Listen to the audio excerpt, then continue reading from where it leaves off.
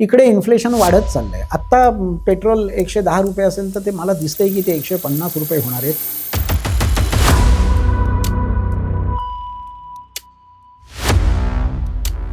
तर सर्वोत्तम उपाय हा आहे की जे लोक ऑइल मॅन्युफॅक्चर करतात किंवा ऑइल डिस्ट्रीब्यूट करतात अशा कंपन्यांमध्ये मालकी घेणं. 15-20 वर्षात सतत जास्त रिटर्न देणारी निफ्टी चांगली का 1 वर्षात निफ्टीच्या भरमसाठ लीडनी विजयी झालेला सोनं आणि चांदी चांगली, हे ज्यांनी त्यांनी ठरवायचं. डायव्हर्सिफिकेशन डायव्हर्सिफिकेशन डायव्हर्सिफिकेशन म्हणून प्रत्येक गोष्टीत 10-10, 12-12 पर्याय शोधत बसणं. ह्याच्यात लोक हे विसरतात की डायव्हर्सिफिकेशन हे जसं रिस्क डायल्यूट करतं तसं ते प्रॉफिट पण डायल्यूट करतं. तुम्हाला असं वाटतं की आता आपण बाजारातनं बाहेर पडूया, बाहेर पडतो आणि बाजार एकदम आफ्टर ट्रेंड दाखवतो आणि काहीतरी होतं आणि नंतर मग तुम्ही नेमके प्रसाद वाटपाच्या वेळेला हजर नसता. मला सांगा की ज्या माणसाला हेल्थ इन्शुरन्सचा ₹25,000 प्रीमियम भरणं अवघड आहे त्या माणसाला हॉस्पिटलची बिलं भरायला परवडते? सो हेल्थ इन्शुरन्सचा प्रीमियम भरायला मला परवडत नाही हे इलॉजिकल विचार आहे. ज्यांना हा प्रीमियम भरायला परवडत नाही त्यांच्यासाठीच हेल्थ इन्शुरन्सची सर्वाधिक जास्त. LIC मध्ये भरपूर इन्व्हेस्ट करणारे लोक आणि शेअर बाजाराचा खूप द्वेष करतात आणि शेअर बाजाराला अत्यंत धोकादायक आहे वगैरे वगैरे वगैरे असं ते म्हणतात. आकडेवारी असं सांगते की LICने 8 लाख कोटी इन्व्हेस्टमेंट्स शेअर बाजारात फक्त 35 स्टॉक्समध्ये केले.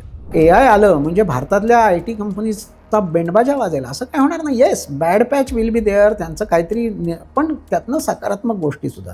ही वेळ खरं म्हणजे गुंतवणूक करण्याची आहे. शेअर बाजारातली गुंतवणूक वाढवण्याची आहे. शेअर बाजारामधनं पैसे काढण्याची किंवा गुंतवणुकीचे दुसरे पर्याय स्वीकारण्याची नाही. नमस्कार, मी विनायक पाचलक आणि थिंक बँकच्या थिंक मनीमध्ये तुम्हा सगळ्यांचं पुन्हा एकदा स्वागत. गेले काही दिवस जगामध्ये इतक्या गोष्टी चालू आहेत, जग इतकं अस्थिर आहे की अशा वेळेला आपण आपल्या पैशाचं काय करायचं, ते कुठं सुरक्षित आहेत, त्यांची गुंतवणूक नक्की कुठं करायची, असे सगळे प्रश्न आपल्या मनात सातत्याने येत आहेत. कित्येक वेळेला उत्तरं मिळत नाही आहेत, अनसर्टनिटी खूप जास्त आहे असं वाटतंय. अशा वेळेला काय करायला हवं, काय करायला नको, कुठं गुंतवणूक केली पाहिजे, या सगळ्या मुद्द्यांवरती आजचा आपला एपिसोड आहे. आणि मी थिंक बँकवरती स्वागत करतो ज्येष्ठ गुंतवणूक तज्ज्ञ प्रसाद भागवत सरांचं. तर स्वागत आहे थिंक बँकवरती. नमस्कार. आणि हाच प्रश्न आहे सर, जी मी प्रस्तावना दिली की इतकी अस्थिरता आहे, AI मुळे काय होईल कळत नाही, फंडामेंटली कंपन्या टिकतील, नोकऱ्यांचं काय होईल कळत नाही, तिकडे रोज युद्ध चालू आहे, महागाई वाढतीये, खूप अस्थिरतेतनं आम्ही सगळे जातोय, आपण सगळे जातोय. अशा वेळेला गुंतवणूक करताना काय विचार करावा? बेसिकली ही गोष्ट खरी आहे की गेले वर्षभर युद्धाच्या सगळ्या बातम्यांनी वातावरणामध्ये खूप जास्त नैराश्य आहे आणि या सगळ्याचं प्रतिबिंब जागतिक शेअर बाजार आणि भारतीय शेअर बाजार यांच्यामध्ये ऑब्व्हियसली पडलेलंच आहे. आणि सध्या असं वाटतंय की शेअर बाजारामध्ये गुंतवणूक करणं योग्य आहे का? किंवा शेअर बाजारामध्ये नव्याने गुंतवणूक करावी का? की परत आपलं जे पहिले पाढे 55 पोस्ट बँक्स, बॉन्ड्स आणि अशा गोष्टींकडे वळावं. या संदर्भात जनरली माध्यमांमधले ज्येष्ठ सल्लागार हे तसं नरोवा कुंजरोवा भूमिका घेऊन असेट ॲलोकेशन्स करा वगैरे अशा तऱ्हेचे सल्ले हे देत असतात. हो. मी थोडासा वेगळा सल्ला देईन किंवा पहिल्यापासूनच मी इक्विटी शेअर बाजाराचा प्रशंसक आणि स्वतः गुंतवणूकदार असल्यामुळे माझा शेअर बाजारावर थोडासा जास्त विश्वास आहे. भारताच्या अर्थव्यवस्थेवर थोडासा जास्त विश्वास आहे आणि त्याच्यामुळे मी मात्र सांगेन की ही वेळ खरं म्हणजे गुंतवणूक करण्याची आहे. शेअर बाजारातली गुंतवणूक वाढवण्याची आहे. शेअर बाजारामधनं पैसे काढण्याची किंवा गुंतवणुकीचे दुसरे पर्याय स्वीकारण्याची नाही. अर्थात हे माझं वैयक्तिक मत आहे. याच्यामध्ये अभ्यास आवश्यक आहे किंवा याचा अर्थ दिसेल तिथे वाटेल तो शेअर घ्या किंवा असं काही मला सुचवायचं नाहीये. पण दीर्घकालीन गुंतवणूक ही मुळात जी कन्सेप्ट्स आहे ती अजूनही योग्य आहे, लागू आहे, व्हॅलिड आहे आणि शेअर बाजाराकडे सकारात्मक दृष्टिकोनातूनच बघितलं पाहिजे नवीन गुंतवणूकदाराने, असं माझं मत. हा जो तुमचा शेअर बाजारावरचा विश्वास आहे, तो का आहे? शेअर बाजार हा सातत्याने दीर्घकालीन संपत्ती निर्माणामध्ये सतत यशस्वी ठरलेला आहे. आणि जेव्हा मी दीर्घकालीन असं म्हणतो, तेव्हा ह्यापूर्वी अशा प्रकारची संकटं ही शेअर बाजारामध्ये किंवा जगामध्ये कधी उद्भवली नव्हती असं मुळीच नाही. म्हणजे अगदी अलीकडे बघा, जेव्हा कोविड आला, तेव्हा अशीच निराशेची परिस्थिती होती. कोविडमध्ये आता याच्यानंतर काय खरं दिसत नाही. बहुतेक आता काय होईल काय सांगता येत नाही, अशी निराशेची मळभं सगळ्याच लोकांच्या मनात आली होती आणि बाजार कोसळला होता.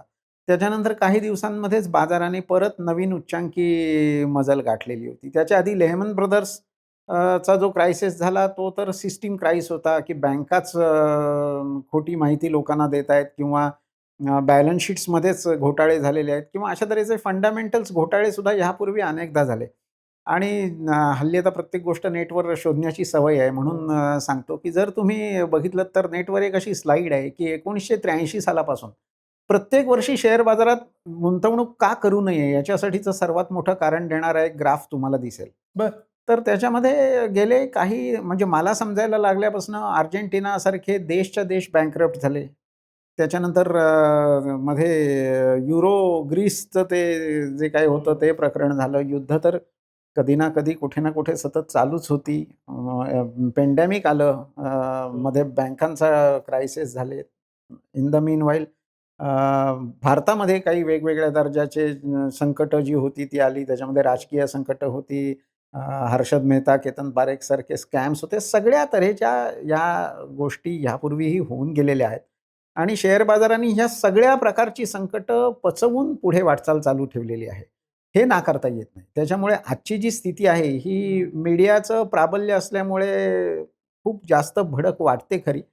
पण ह्यातनं मार्ग निघेल आणि इथे जगाचा अंत होईल किंवा इथून पुढे काहीही प्रगती होणारच नाही, असं मानायचं काही कारण नाही. शेअर बाजाराच्या बाबतीत गंमत सांगायची झाली तर म्हणजे बऱ्याच लोकांचं असं मत असतं, की आम्ही नुकतीच इन्व्हेस्टमेंट सुरू केलेली आहे आणि आम्हाला रिटर्न्सच मिळत नाहीयेत. हा मोठा आक्षेप नव गुंतवणूकदारांचा आहे. मी नाकारत नाहीये, की गेल्या 2 वर्षांमध्ये रिटर्न्स मिळालेले नाहीत किंवा कधी त्याच्याही पेक्षा थोडं अधिक काळ रिटर्न्स मिळालेले नाहीत. पण त्या बाबतीत माझी जी भूमिका आहे, ती मला मांडायची आहे. बेसिकली वेगवेगळ्या वेळेला वेगवेगळी कारणं येत राहतात. म्हणजे ट्रम्प जेव्हा सत्तेवर आले आणि आल्या-आल्या त्यांनी मला वाटतं जानेवारी 25 असेल बहुतेक. आल्या-आल्या त्यांनी एक सनसनाटी घोषणा केली, की मी आता ते बघतो आणि मी असं दंड म्हणजे टेरिफ लावतो आणि असं करतो, तसं करतो. 25% टेरिफ लावतो. मग थोड्या दिवसात ते 25 ते 50 वगैरे ते आकडे यायला लागले. बाजार कोसळायला लागला. तेव्हा मी एक टिपण लिहिलं होतं, की टेरिफचं टेरर म्हणून आणि टेरिफचं अनाठायी टेरर असा मी मी तो मथळा दिला होता. काही दिवस ते सगळं चाललं. बाजार धडपडले, गडबडले. त्याच्यानंतर म्हणजे फेब्रुवारी 25ला ट्रम्पनी टेरर युद्ध सुरू केलं. तेव्हा माझ्या मते आपला निफ्टीचा निर्देशांक काहीतरी 24,200 च्या आसपास असेल. हं. नंतर अ, जानेवारी 25 म्हणजे मध्ये जवळपास 1 वर्ष झालं होतं. जानेवारी 25ला 1 वर्ष झाल्यानंतर तो निर्देशांक 25,200 च्या आसपास म्हणजे तेव्हापासून 1,000 पॉइंट्स वर होता. सुरुवातीला जे वाटलं होतं, की ट्रम्प आता काय करतायत आणि व्यापार युद्धामुळे काय होईल? भीती ही कायम असतेच आपल्याकडे. तर त्याचा परिणाम वर्षभरानंतर जेव्हा तुम्ही बघता तेव्हा 1,000 पॉइंट्स वर होता. आता 1,000 पॉइंट पुरेसे आहेत का? हा वादाचा मुद्दा आहे. पण तो वर होता. म्हणजे जे वाटलं होतं तसं काही खाली झालं नाही. ज्या दिवशी हे इराण आणि अमेरिका वॉर सुरू झालं त्याच्या दिवशी तो साधारण 25,200 वगैरे होता आणि मधल्या काळामध्ये त्यांनी सर्वकालिक उच्चांक पण लावला होता. राइट. म्हणजे ट्रम्पच्या टेरिफचा जो गाजावाजा झाला त्याच्यानंतर काय झालं हे तुम्हाला दिसतं. असं प्रत्येक वेळेला झालेलं आहे. म्हणजे कॅपिटल माइंड्सचे दीपक शेणॉय म्हणून जो एक कॅपिटल माइंड नावाचा म्युच्युअल फंड आहे.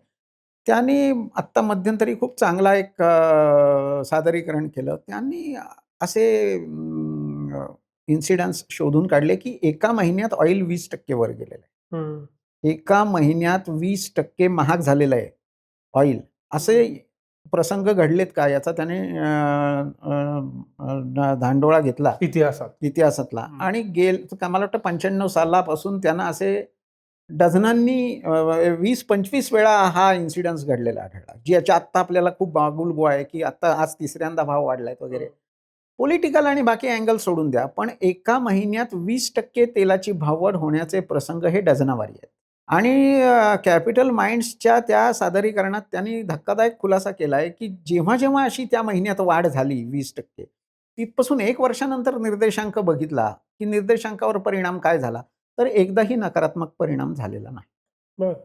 म्हणजे तेलाच्या वाढत्या किमतींचा बागुलबुवा, ट्रम्पच्या टेरिफचा बागुलबुवा, म्हणजे तेलाच्या वाढत्या ट्रम्पच्या टेरिफचा बागुलबुवा, असे वेगवेगळे भीतीचे ब्रह्मराक्षस आपल्या भोवती फेर धरून नाचतात. पण खरंच प्रत्यक्षात काय होतं? ह्याचा कुठेतरी म्हणजे सद्सद्विवेक बुद्धी राखून लोकांनी पडताळणी केली पाहिजे आणि आज नेटवर ह्या सगळ्या गोष्टी उपलब्ध आहेत. परवा गमतीशीर एक गोष्ट माझ्या लक्षात आली, की हे इराण आणि अमेरिकेचं युद्ध सुरू झाल्यानंतर 80 दिवस बंद राहिल्यानंतर 81व्या दिवशी इराणचा शेअर बाजार उघडला. चालू झाला. बरं. 80 दिवस तो बंद होता. युद्ध सुरू झाल्यापासून. ठीक आहे. ज्या दिवशी तो शेअर बाजार उघडला, त्या दिवशी 72% कंपन्या ह्या नकारात्मक बंद झाल्या, असं मी पेपरमध्ये वाचलं. ह्याचा सकारात्मक भूमिका मी अशी घेतो, की 28% कंपन्या त्याही दिवशी आदल्या क्लोजपेक्षा वर गेल्या. इराणच्या शेअर बाजाराची गोष्ट सांगतोय मी. आणि भारतामध्ये जर आत्ता तुम्ही बघितलत तर ती आकडेवारी धक्कादायक आहे, की इंडेक्समधले 28% शेअर्स सुद्धा एका ठराविक टाईम फ्रेममध्ये पॉझिटिव्ह नाही. इराणचा शेअर बाजार 80 दिवस खंड पडल्यानंतर चालू होतो आणि त्या दिवशी 28% शेअर्स हे वर जातात. अमेरिकेचा शेअर बाजार उच्चांकाच्या जवळ आहे. इराणच्या शेअर बाजारातले 28% शेअर्स हे एका दिवसामध्ये वर जातात सुरू झाल्या-झाल्या. तो जो इलॉन मस्क आहे, तो त्याचा जगातला सर्वात मोठा आय-पी-ओ जो SpaceXचा काहीतरी आहे, त्याचे कागदपत्र दाखल करतो. आणि तो म्हणतो, की मी आता लवकर आणीन. का? त्याला बाजारातलं काही कळत नाही. त्याला खूप भीती वाटते, की ह्या सगळ्या युद्धामुळे. मग असं असतं तर त्यांनी हे केलंच नसतं. तर ह्या गोष्टी पण आपण बघितल्या पाहिजेत. म्हणजे केवळ नकारात्मकता ही कायम कुठल्या ना कुठल्या कारणाने कधी ना कधी असणारच आहे. कोणाच्या जीवनामध्ये असा एखादा दिवस निघतो, की सकाळी उठल्यापासून संध्याकाळपर्यंत प्रत्येक गोष्ट त्याला हवी तशी होते, होतच नाही.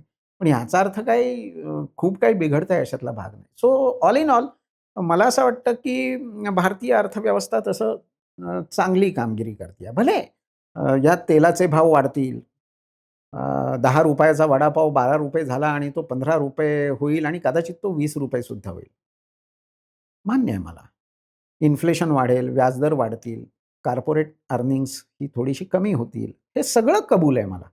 पण माझा एक गुंतवणूकदार म्हणून त्याच्या बाबतीतला दृष्टिकोन असा आहे, की जगामध्ये एक अशी मोठी कम्युनिटी आहे, की जे सगळ्या सामान्य लोकांचे पैसे एकत्र करून गुंतवण्याचाच फक्त व्यवसाय करतात. आणि त्यांच्याकडे मिलियन्स, ट्रिलियन्स ऑफ डॉलर्स असतात. त्यांचा तोच पूर्णवेळ व्यवसाय आहे, की मी पैसे गुंतवीन आणि मी त्यातनं नफा मिळवेन. आणि असे जे प्रखर, मोठे, प्रचंड ताकदीचे गुंतवणूकदार आहेत, ते जगातल्या शेअर बाजारांचा निर्देशांक ठरवतात, असं माझं मत आहे.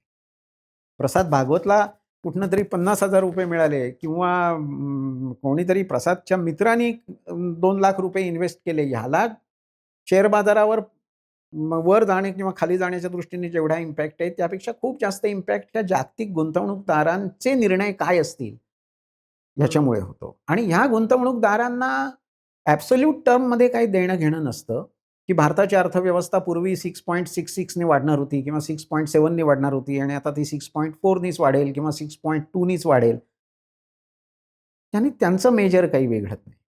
ते बघतात, की जगामध्ये मला सर्वात गुंतवणूक योग्य 3 अर्थव्यवस्था कोणत्या किंवा 4 अर्थव्यवस्था कोणत्या आणि त्याच्यामध्ये मला पैसे गुंतवायला पाहिजे. कारण तो माझा पूर्णवेळ व्यवसाय आहे. माझं दुकान मी बंद ठेवू शकणार नाही.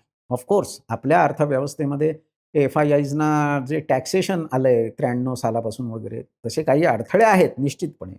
पण त्याचा विचार केला जाऊ शकतो. फंडामेंटली आपल्या इथे इन्व्हेस्टमेंट्स होणार नाहीत किंवा आपली अर्थव्यवस्था अगदी डबघाईला येईल. असं मला आत्ता तरी काही वाटत नाही. येस, ऑफकोर्स मान्सूनचे कन्सर्न्स आहेत किंवा छोट्या-मोठ्या इश्यूज नाहीत असं मी म्हणत नाही. पण ठीक आहे, म्हणजे आफ्टर इव्हन डायजेस्टिंग दॅट इश्यूज मला असं वाटतं, की भारताची अर्थव्यवस्था, भारतीय शेअर बाजार हा गुंतवणुकीच्या आकर्षणाचं केंद्र राहील आणि त्यामुळे तो सर्वसामान्यतः जे इन्फ्लेशन, महागाई आपण म्हणतो, त्यापेक्षा जास्त दराने दीर्घकालीन परतावा देईल आणि म्हणून मला असं वाटतं, की येस, भारतीय अर्थव्यवस्था ही गुंतवणूक योग्य आहे. भारतीय शेअर बाजारांमध्ये गुंतवण्याचा हा एक चांगला कालावधी. सर, तुम्ही म्हणालात, की जिथं युद्धानं जवळपास देश बेचिराख झालाय, अशा इराणमध्ये 28% कंपन्या ओपन होतात अपवर्डली. अमेरिका चांगले रिटर्न देते, इतर काही इंडेक्स चांगले रिटर्न देत आहेत. गेल्या 6 महिन्यात ग्लोबल इन्व्हेस्टमेंट करावी अशी चर्चा आहे. हे सगळं असताना भारतात मात्र असं काय झालंय, की सगळ्या प्रमुख कंपन्या, एक नाव घेतलं बँकिंग क्षेत्रातलं 3 वर्षाचा 0% रिटर्न, आय-टी 3 वर्षातला 0% रिटर्न, एफ-एम-सी-जी एक कंपनी 3 वर्षातला 0% रिटर्न. जग परफॉर्म करतंय, पण भारतच परफॉर्म करत नाही शेअर बाजार म्हणून. असं काय झालं गेले 3 वर्षात? येस, ही गोष्ट खरी आहे, की काही कंपन्या ह्या प्रदीर्घ काळ 0% रिटर्न देताना दिसतायत. पण कसं आहे माहिती आहे का, की शेअर बाजारामध्ये एक तर पहिली गोष्ट रिक्विजिट आहे, की तुम्ही खूप दीर्घकालीन गुंतवणूक केली पाहिजे. दुसरं असं, की तुम्ही तुमची जी गुंतवणूक आहे, ती वेगवेगळ्या क्षेत्रांमध्ये आणि वेगवेगळ्या कंपनीजमध्ये केलेली असली पाहिजे. म्हणजे टीममधले 11च्या 11 खेळाडू सतत चांगले खेळतीलच असं नसतं. तरीही टीम विश्वविजयी होऊ शकते. विश्वविजेती जी टीम असते त्याच्यामध्येही अगदी फ्लॉप गेलेला एखादा चांगला खेळाडूही असू शकतो. तसं आपल्या निर्देशांकांचं सुद्धा आहे. ह्याच्यापूर्वी आणि हा सतत होणारा खेळ आहे. म्हणजे जर तुम्ही बघितलंत तर आय-टी-सीनी ह्याच्या आधी आय-टी-सी तर मीम्स आणि याचा विषय बनला होता. प्रत्येक ठिकाणी, प्रत्येक स्टेजला तुम्हाला असं दिसेल, की निर्देशांकातले काही कंपन्या ह्या परफॉर्म करतात, काही कंपन्या ह्या अंडर परफॉर्म करतात, काही कंपन्या खूपच नकारात्मक परफॉर्म करतात. हे सतत होत आलेलं आहे आणि म्हणून तर इंडेक्सचं कंपोझिशन सतत बदलतं राहिलेलं आहे. एखादी कंपनी ही 20 वर्षापूर्वी खूप चांगली होती, म्हणजे ती कंपनी तितका चांगला परफॉर्मन्स आज देईलच असं नाही आणि ही गोष्ट सगळ्यांच्या लक्षात आहे आणि त्याच्यामुळेच इंडेक्समध्ये जे सुरुवातीपासूनचे जे कॉम्पोनंट्स आहेत, ते कायम राहिलेले नाही. म्हणजे पूर्वीचे जे अगदी नामांकित कंपनीज होत्या, त्या आज तुम्हाला दिसत सुद्धा नाहीत. मुकुंद आयर नाही, की जी आज माहीत सुद्धा नाही नवीन इन्व्हेस्टर्सना. ओरके सिल्क मिल्स आहे. दिसतही नाहीत. तर त्याच्यामुळे हा जो काही चक्रमे-निक्रमे क्रम आहे, की चांगल्या कंपनीजसुद्धा नंतर हे होत जातात. हे शेअर बाजाराचं एक अंगभूत वैशिष्ट्यच आहे.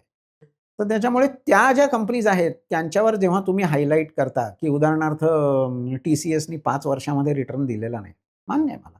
पण त्याचबरोबर अशी दुसरी कुठलीतरी कंपनी आहेच ना, की जिने गेल्या वर्षी 100% रिटर्न दिला.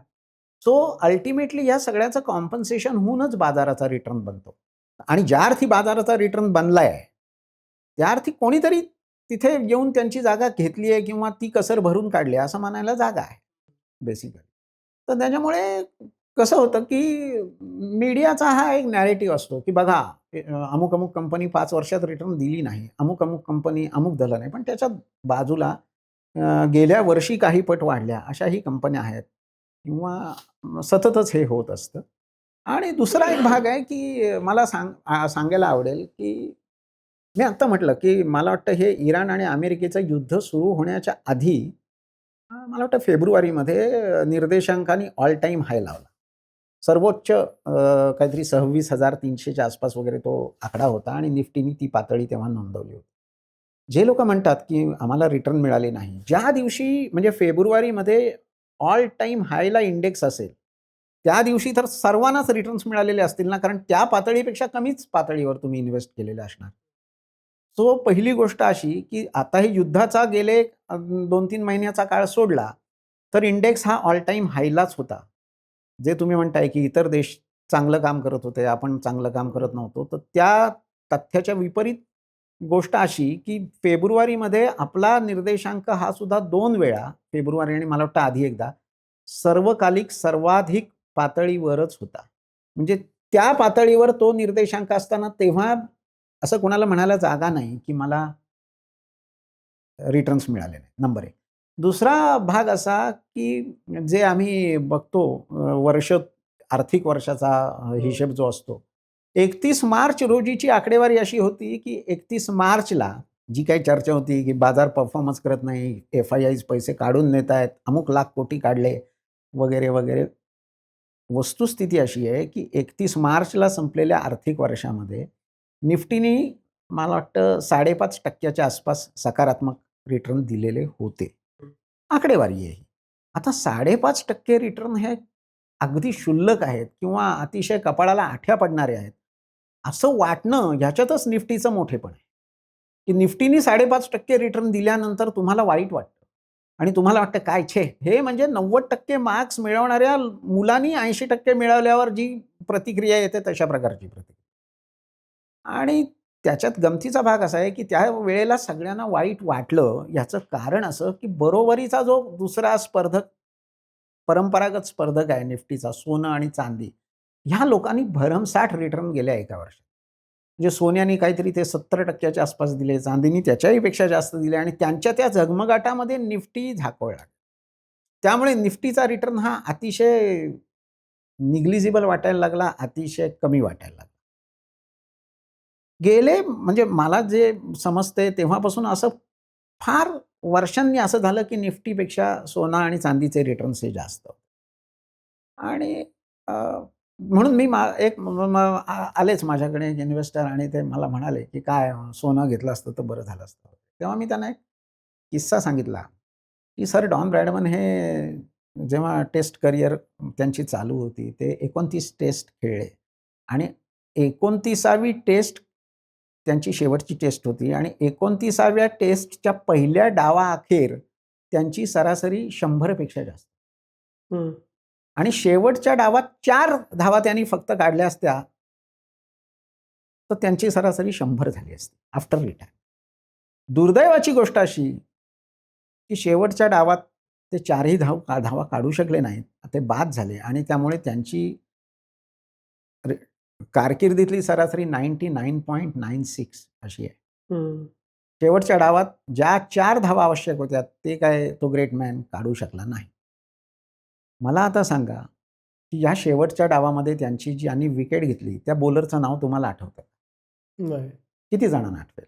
एका डावात अत्यंत क्रिटिकल अशा डावात त्यांना 4 धावा काढून न देणारा बॉलर ग्रेट ठरला. का 99.96 एव्हरेजनी 29 टेस्ट सतत खेळणारे ब्रॅडमन ग्रेट ठरले. तसं माझ्या आठवणीत 15-20 वर्षात सतत जास्त रिटर्न देणारी निफ्टी चांगली.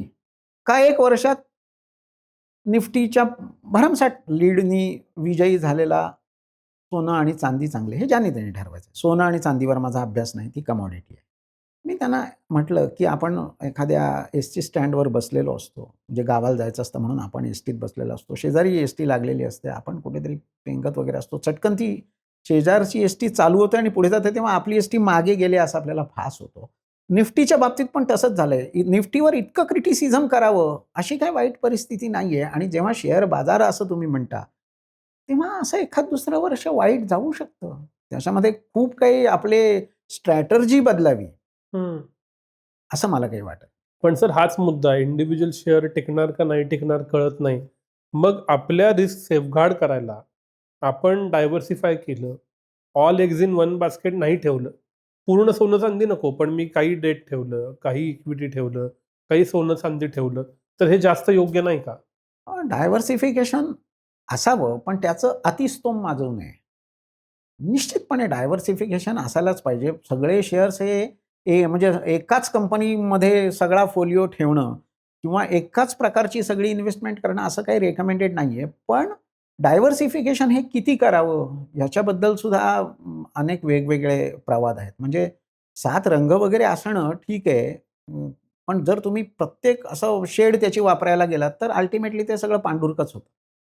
ओके. सो डायव्हर्सिफिकेशन हे जगातले अनेक लोक जे आहेत ते डिसिजन मेकिंगमधली इनॅबिलिटी असं सुद्धा मानतात बरं. बेसिकली. आणि डायव्हर्सिफिकेशन ही खरी कल्पना समजावून घेतली पाहिजे. म्हणजे डायव्हर्सिफिकेशन म्हणजे तुम्ही म्हणता तसं एक 5-10% सोनं किंवा थोडंफार रिअल इस्टेट, काही शेअर्स आणि मग थोडीफार रोखता, लिक्विड वगैरे असे प्रपोर्शन्समध्ये जर असतील तर ते चांगलं दिसू शकतं. पण डायव्हर्सिफिकेशन, डायव्हर्सिफिकेशन, डायव्हर्सिफिकेशन म्हणून प्रत्येक गोष्टीत 10-10, 12-12 पर्याय शोधत बसणं, हे तितकंसं काही बरोबर नाही बेसिकली. ह्याच्यात लोकं हे विसरतात, की डायव्हर्सिफिकेशन हे जसं रिस्क डायल्यूट करतं, तसं ते प्रॉफिट पण डायल्यूट करतं हं. अल्टिमेटली. त्याच्यामध्ये डायल्यूशन हे मूलभूत गुणधर्म आहे.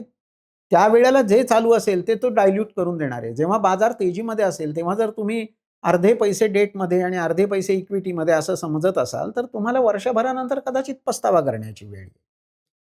अचूक निर्णय घेणं आणि ट्रेंड ओळखून व्यवहार करणं, ह्याला पर्याय नसतो. आणि हल्लीच्या काळात जेव्हा तुम्हाला फायनान्शियल ॲडवायझरीच्या खूप चांगल्या सेवा उपलब्ध आहेत, तेव्हा तुम्ही ह्याच्या पलीकडे जाऊन इकडे 20% ठेवतो, तिकडे 20% ठेवतो, तिकडे 20% ठेवतो, असा प्रत्येक वेळेला विचार केलाच पाहिजे असं नाही. म्हणजे मी अनेक वेळा सांगतो, की समजा एखादी म्हातारी बाई गावातली आली, तिच्याकडे एक टोपली आहे आणि तिच्यामध्ये अंडी आहेत विकायला, एक 50, 60, 80 काय जे असतील. आणि तिला कोणीतरी माणसाने सल्ला दिला, की don't put all your eggs in one basket हां. आणि तिला जर 10 वेगवेगळ्या टोपल्या आणून दिल्या आणि प्रत्येक बास्केटमध्ये 10 अंडी ठेव आणि विकायला बस असं सांगितलं आणि ती झाडाखाली विकायला बसली आणि वर कावळ्यांचा थवा असेल. एखादं अंड कावळा नेण्याची शक्यता कधी आहे? जेव्हा ती समोर एक टोपली ठेवेल आणि त्याच्यावर अतिशय काटेकोर लक्ष ठेवेल तेव्हा आहे, की 10 बास्केट्स ठेवलेत आणि 10 बास्केटमध्ये 10-10 अंडी आहेत तेव्हा? 10 बास्केट आहेत. हाही अँगल आहेच ना. अल्टिमेटली डायव्हर्सिफिकेशन हे प्रत्येक समस्येवरचं सोल्युशन होऊ शकत नाही.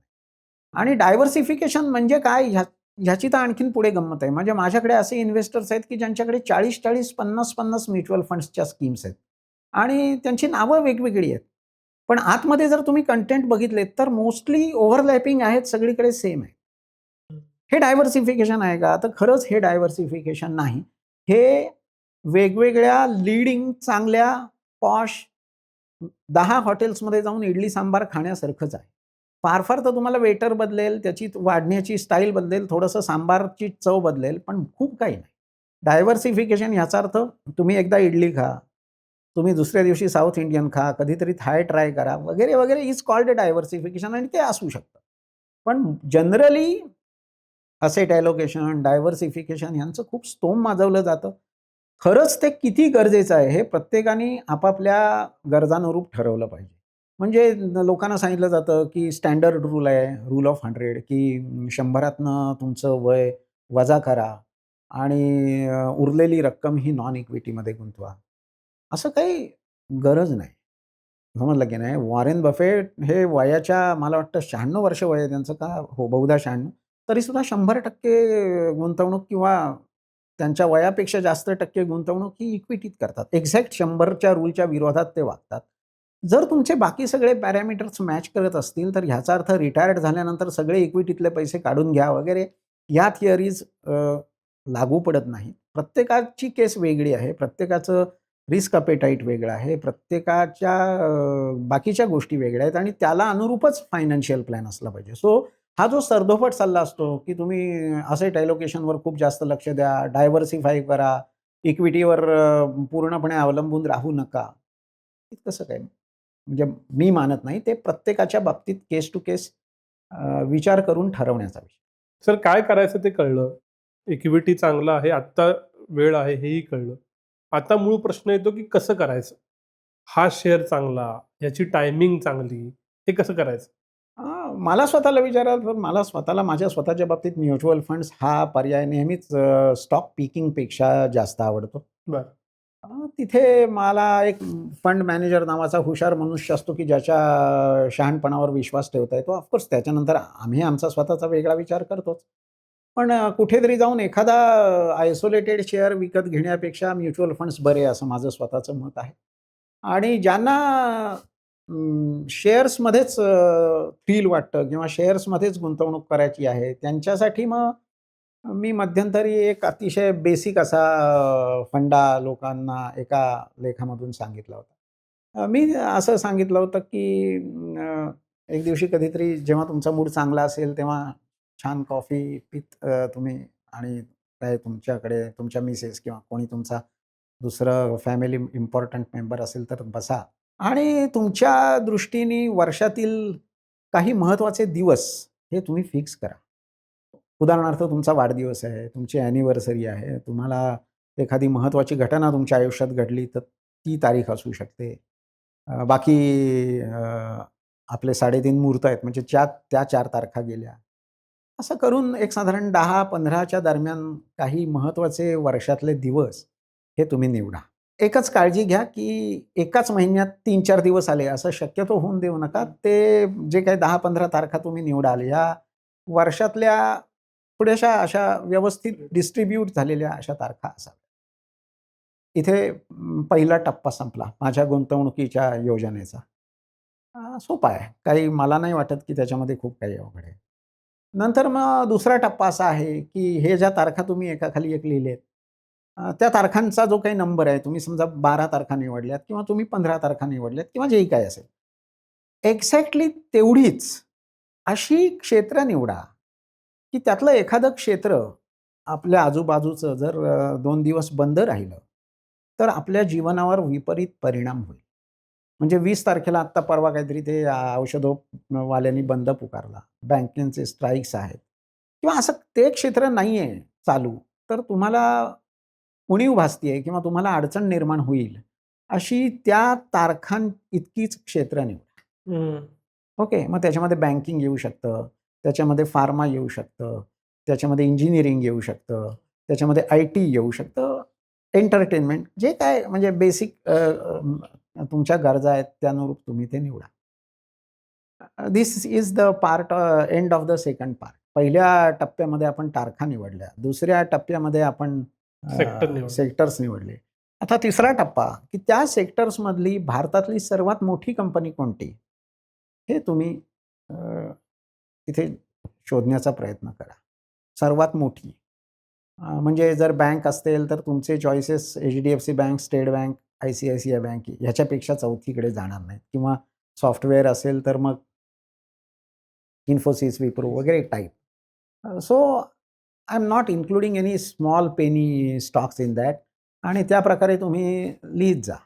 इंजिनिअरिंग असेल तर एल-एन-टी किंवा भेल अशा पद्धतीचे. अ, अशा रीतीने 3 कॉलम्स आपण आत्तापर्यंत भरले. पहिल्या वेळेला आपण तारखा निवडल्या, दुसऱ्या वेळेला आपण सेक्टर्स निवडले, तिसऱ्या वेळेला आपण त्या सेक्टर्सचे इंडियामधले लीडर्स निवडले. ह्याच्यात मला नाही वाटत खूप काही अवघड गोष्टी काही आहेत किंवा एखाद्याला हे जमणार. आणि चौथी गोष्ट अशी आहे, की व्हेरी सिंपल, की ती डेट ज्या दिवशी असेल, ती तारीख ज्या दिवशी असेल, त्या दिवशी त्या तारखेसमोर लिहिलेला जो शेअर असेल, तो शेअर विकत घेण्याचा. As simple as that. हल्ली एक शेअरसुद्धा विकत घेता येतो. अक्षय तृतीया असेल आणि तुम्हाला जर वाटलं तर तुम्ही तिथे गोल्ड ॲड करा. गोल्ड तर 1/100th ऑफ ग्रॅम विकत घेता येतं. हो. आणि ही पद्धत चालू ठेवा. दर 5-1 वर्षानंतर एखादा सेक्टर बदलला जाऊ शकतो. हरकत नाही. नवीन एखादा सेक्टर येऊ शकतो. पण बाकी मेजर काही बघण्याचं कारण नाही. याच्यामध्ये होतंय एकच, की भारतातल्या अतिशय तुमच्या दृष्टीने जीवनावश्यक असलेल्या सेक्टर्सचे वेगवेगळे लीडर्स हे आपोआप तुमच्या फोलिओमध्ये येतायत त्या तारखेला आणि इव्हनली डिस्ट्रिब्युशन असल्यामुळे ॲव्हरेजिंग पण होतंय.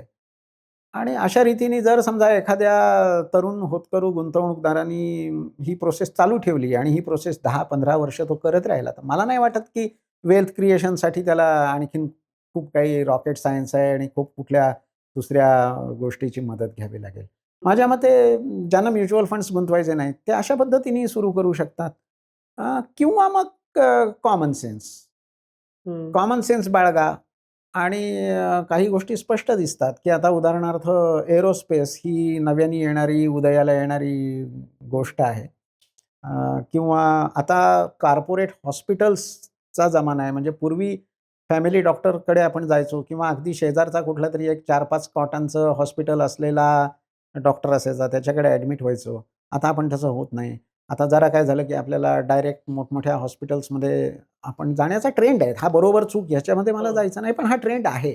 अगदी खेड्यातले लोकंसुद्धा मोठ्या हॉस्पिटल्समध्ये येतात, कारण तशी मानसिकता बनलेली आहे. इन्शुरन्सचं हे होतंय. तर ह्या दृष्टीने हे हॉस्पिटल्स किंवा मेडिकल सायन्समधले काही इक्विपमेंट्स बनवणाऱ्या कंपनीज आहेत किंवा एव्हिएशन मी म्हटलं तुम्हाला, की विमानतळांनी किंवा तुम्ही विमानतळांवर बघितलं तर आता अगदी सर्वसामान्य कुटुंबातले लोकही प्रवास करतात. तर अशी जी नव्याने उदयाला येणारी क्षेत्र आहेत, अशा क्षेत्रांमध्ये जर तुम्हाला एखाद्या चांगल्या कंपनीची पूर्ण व्यवस्थित माहिती असेल, म्हणजे मला अपेक्षा आहे की ती तुम्हाला माहिती असेल.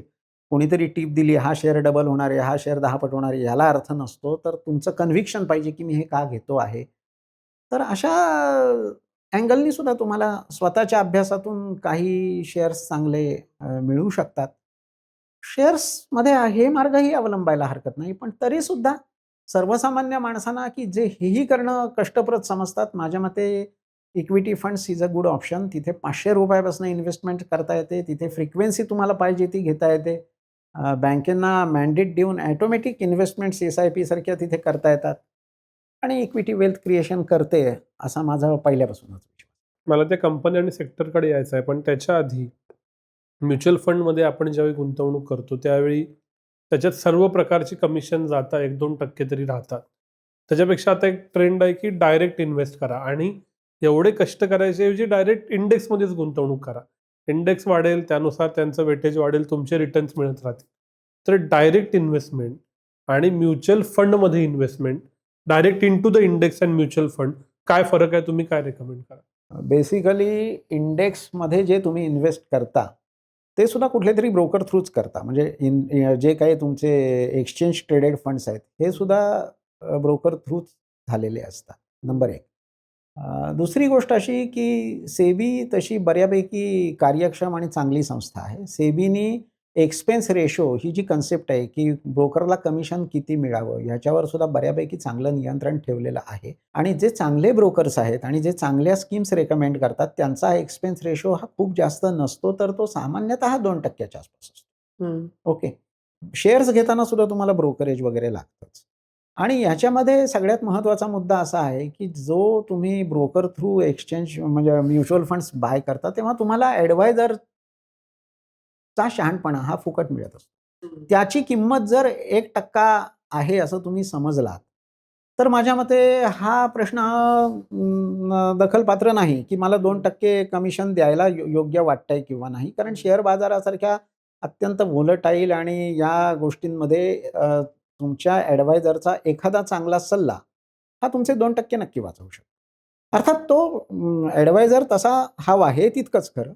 आणि दुसरी गोष्ट अशी की इंडेक्स फंड्सचा जो परफॉर्मन्स असतो, मी इंडेक्स फंड्सचा तितका खूप जास्त समर्थक नाही. याचं कारण असं की इंडेक्स फंड हा एक मॅकेनाइज्ड फंड आहे. त्याच्यामध्ये कुठले शेअर्स किती असावे वगैरे हे सगळं प्री डिफाईन्ड ठरवलेलं आहे आणि तुम्ही मगाशी म्हणालात तो मुद्दा मी पुन्हा इथे सांगतो, की इंडेक्समध्ये सगळेच्या सगळे फंड कधीच परफॉर्म करत नाहीत. सो इंडेक्स फंडच्या मॅनेजरला हे स्वातंत्र्य नसतं, की मला समोर दिसतंय, की TCS 5 वर्ष परफॉर्म करत नाही आणि माझी अशी अटकळ आहे, की अजून तो 1 वर्ष परफॉर्म करणार. हे फक्त उदाहरणासागत तो करेल नाही करेल मला माहीत नाही. तरी मॅनेजरला स्वातंत्र्य नसतं, की मी त्याला वगळावा. ह्याच्या उलट जे बाकीचे फंड्स आहेत म्युच्युअल फंड्स ते तिथे मॅनेजरला ती खात्री असेल तर तो त्याला वगळू शकतो आणि दुसऱ्याला टीममध्ये घेऊ शकतो, की जो त्याची भर काढून खूप जास्त रिटर्न देतोय. तर त्याच्यामुळे आपल्या भारतात तरी अशी स्थिती आहे, की सातत्याने इंडेक्स रिटर्न्सना बीट करणारे काही चांगले म्युच्युअल फंड्स आपल्या इथे आहेत.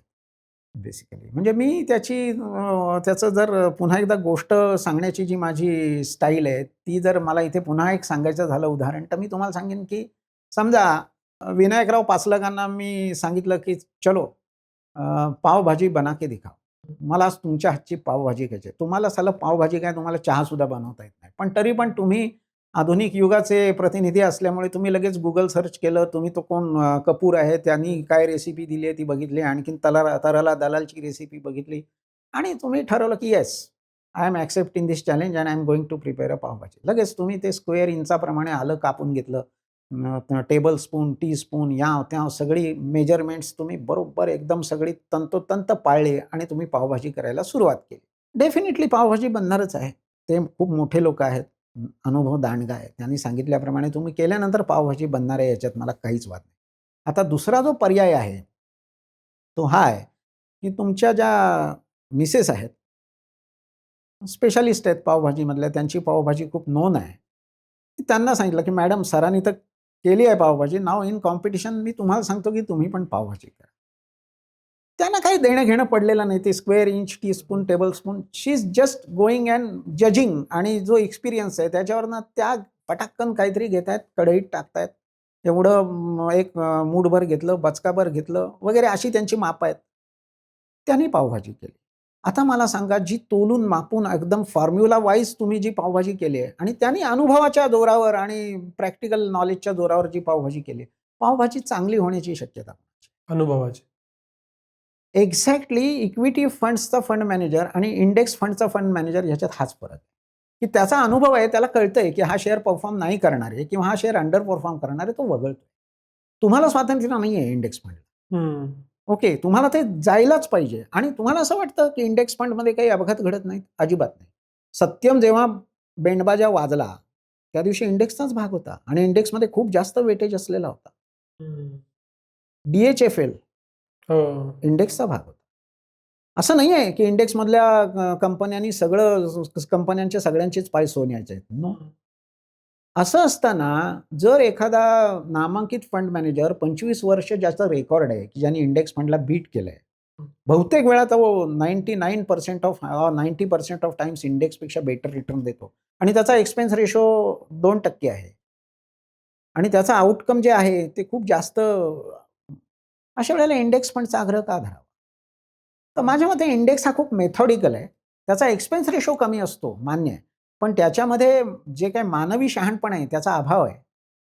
आणि म्हणजे प्राणतत्वाचा अभाव किंवा ही जी महत्त्वाच्या गोष्टी असतात, की ज्याने एक वेगळं हे मिळतं, ते महत्त्वाचं असतं. सो एक चांगला फंड मॅनेजर जर मला 2% खर्च करून, नेट 2% पण नाही, कारण इंडेक्स फंड घ्यायला पण खर्च आहेच. I will go with a good fund manager. I will not go directly. I will not go with index. I will simply see कसं आहे, मी जेव्हा पैसे बनवायला बाहेर पडतो, मी जेव्हा वेल्थ क्रिएशन हे उद्देश घेऊन बाहेर पडतो, तेव्हा सगळ्यात पहिली स्टेप आहे की प्रत्येकाची व्हॅल्यू ओळखणं. बरोबर. प्रत्येक गोष्ट फुकट मिळते, स्वस्त मिळते, म्हणून मी ती घेईन, हा अप्रोच न स्वीकारणं हेच वेल्थ क्रिएशनचं पहिलं तत्व आहे. आणि तुम्ही पहिल्याच पायरीला जर अडखळलात, की ह्या इंडेक्स फंडचा एक्सपेन्स रेशो कमी आहे आणि ह्या इंडेक्स फंडचा एक्सपेन्स रेशो जास्त आहे, म्हणून मी हा फंड सिलेक्ट करेन, तर लाईकली की तुम्ही उद्दिष्टापर्यंत पोहोचणार नाही. हम्म. जे चांगलं आहे हॉटेल, त्या हॉटेलमध्ये डिशची किंमत जास्त असणारच. जे सुपर स्पेशालिस्ट डॉक्टर आहेत, त्या डॉक्टरांची व्हिजिट फी ही रेग्युलर डॉक्टरपेक्षा जास्त असणारच. एव्हरी टाईम ह्या गोष्टींवर फोकस करण्यापेक्षा जी ओव्हरऑल क्वालिटी आहे फंड मॅनेजमेंटची, जे त्यांनी दीर्घकाळामध्ये रिटर्न्स आणि व्हॅल्यू क्रिएट केलेली आहे, या गोष्टींना महत्त्व दिलं पाहिजे. तात्कालिक गोष्टींकडे बघू नये असं माझं. मी हाच प्रश्न थोडासा पुढे घेतो. चांगला म्युच्युअल फंड कसा निवडावा? तो निवडताना आउट परफॉर्मिंग इंडेक्स हा एक फॅक्टर बघावा का अजून काय काय बघावं? येस, इंडेक्सला आउट परफॉर्मिंग करणं हे नक्कीच चांगलं आहे. फंड मॅनेजमेंट म्हणजे हाऊस कुठलं आहे, त्यांच्याकडची ओव्हरऑल लोकांनी त्यांच्याकडे किती पैसे दिलेले आहेत, किती हँडल करतात, मॅनेजर्सची आयडियालॉजी काय आहे. म्हणजे फॅक्ट शीटमध्ये मॅनेजमेंटची आयडियालॉजी आणि त्या फंडची एकंदर सगळ्या स्टोरीज लिहिलेल्या असतात.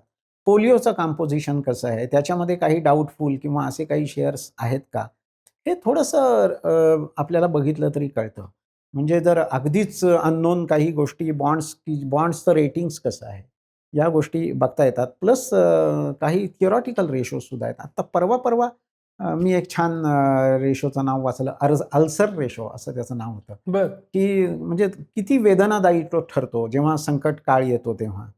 म्हणजे अशा प्रकारे. आता मी डिटेल तुम्हाला एक्सप्लेन करू शकणार नाही, कारण मी ते आर्टिकल पूर्ण वाचलं नाही. पण अशी काही स्टॅटिस्टिकल मॉडेल्ससुद्धा आहेत, की बेटा रेशो किती आहे त्याचा किंवा शार्प रेशो किती आहे. यातनं वेगवेगळ्या पॅरामीटर्सवर तुम्हाला समजतं, की साधारणपणे हा फंड कसा आहे आणि ऑब्व्हियसली हिस्ट्री, की जर 2 अतिशय नकारात्मक गोष्टींच्या दरम्यान तुम्ही त्याचा परफॉर्मन्स बघितलात. म्हणजे आता अलीकडे नाही मला तसं आठवत, पण वर्ल्ड ट्रेड सेंटरवरचा हल्ला, आपल्या संसदेवरचा हल्ला. 13 डिसेंबरला आपल्या संसदेवर काहीतरी हल्ला झाला होता आणि 11 सप्टेंबर का काहीतरी मला वाटतं वर्ल्ड ट्रेड सेंटर. ह्या काळामध्ये जगातला सर्वात टफेस्ट टाईम होता. तेव्हा तुमच्या फंडनी कसं बिहेवियर केलं? आता तेव्हाचा काळ आत्ता लागू नाही होणार, पण अशा पद्धतीने कुठल्यातरी 2 क्रिटिकल टाईम्समध्ये तो कसा वागला, त्याचा पोर्टफोलिओ कसा चर्न झाला वगैरे ह्या गोष्टी जर तुम्ही अभ्यासल्यात, तर सर्वसाधारणपणे तुम्हाला कळतं, की हा फंड हा गुंतवणूक योग्य आहे आणि obviously expense ratio. Mutual fund असो किंवा डायरेक्ट असो, इक्विटीमध्ये टायमिंगला सर्वाधिक महत्त्व आहे म्हणतात. तुम्ही कधी येता आणि कधी बाहेर पडता. समजा या इराण युद्धाच्या आधी ज्या दिवशी मार्केट हायला होतं, त्या दिवशी मी सगळं बाहेर काढलं असतं तर माझ्या इतका प्रॉफिटेबल कोणीच नसता, माझ्या इंडेक्स पुरता. तर पण हे शक्य नाही प्रॅक्टिकली. मग याच्यात लोकं थेरीज ठेवतात, की बाय अँड फॉरगेट. तुम्ही शेअर घ्या आणि विसरा, तो त्याचं काम करेल. Same is with mutual fund. तर पहिला प्रश्न हे टायमिंग कसं साधायचं?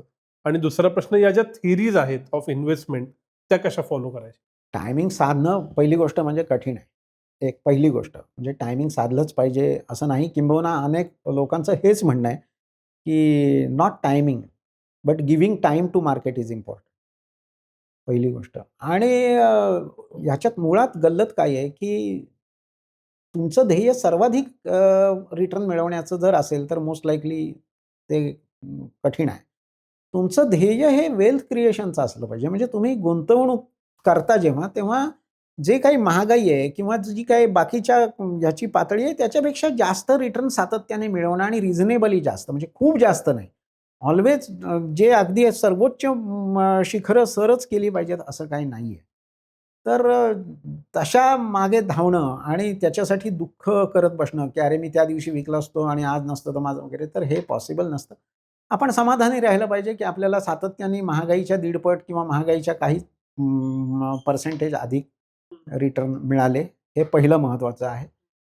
उच्चांक हे येतच राहतात. म्हणजे मला परवाच मी एका आर्टिकलमध्ये वाचलं, की 94 सालापासून काहीतरी 73 वेळा इंडेक्सनी उच्चांकी भाव नोंदवलेला आहे. बरं.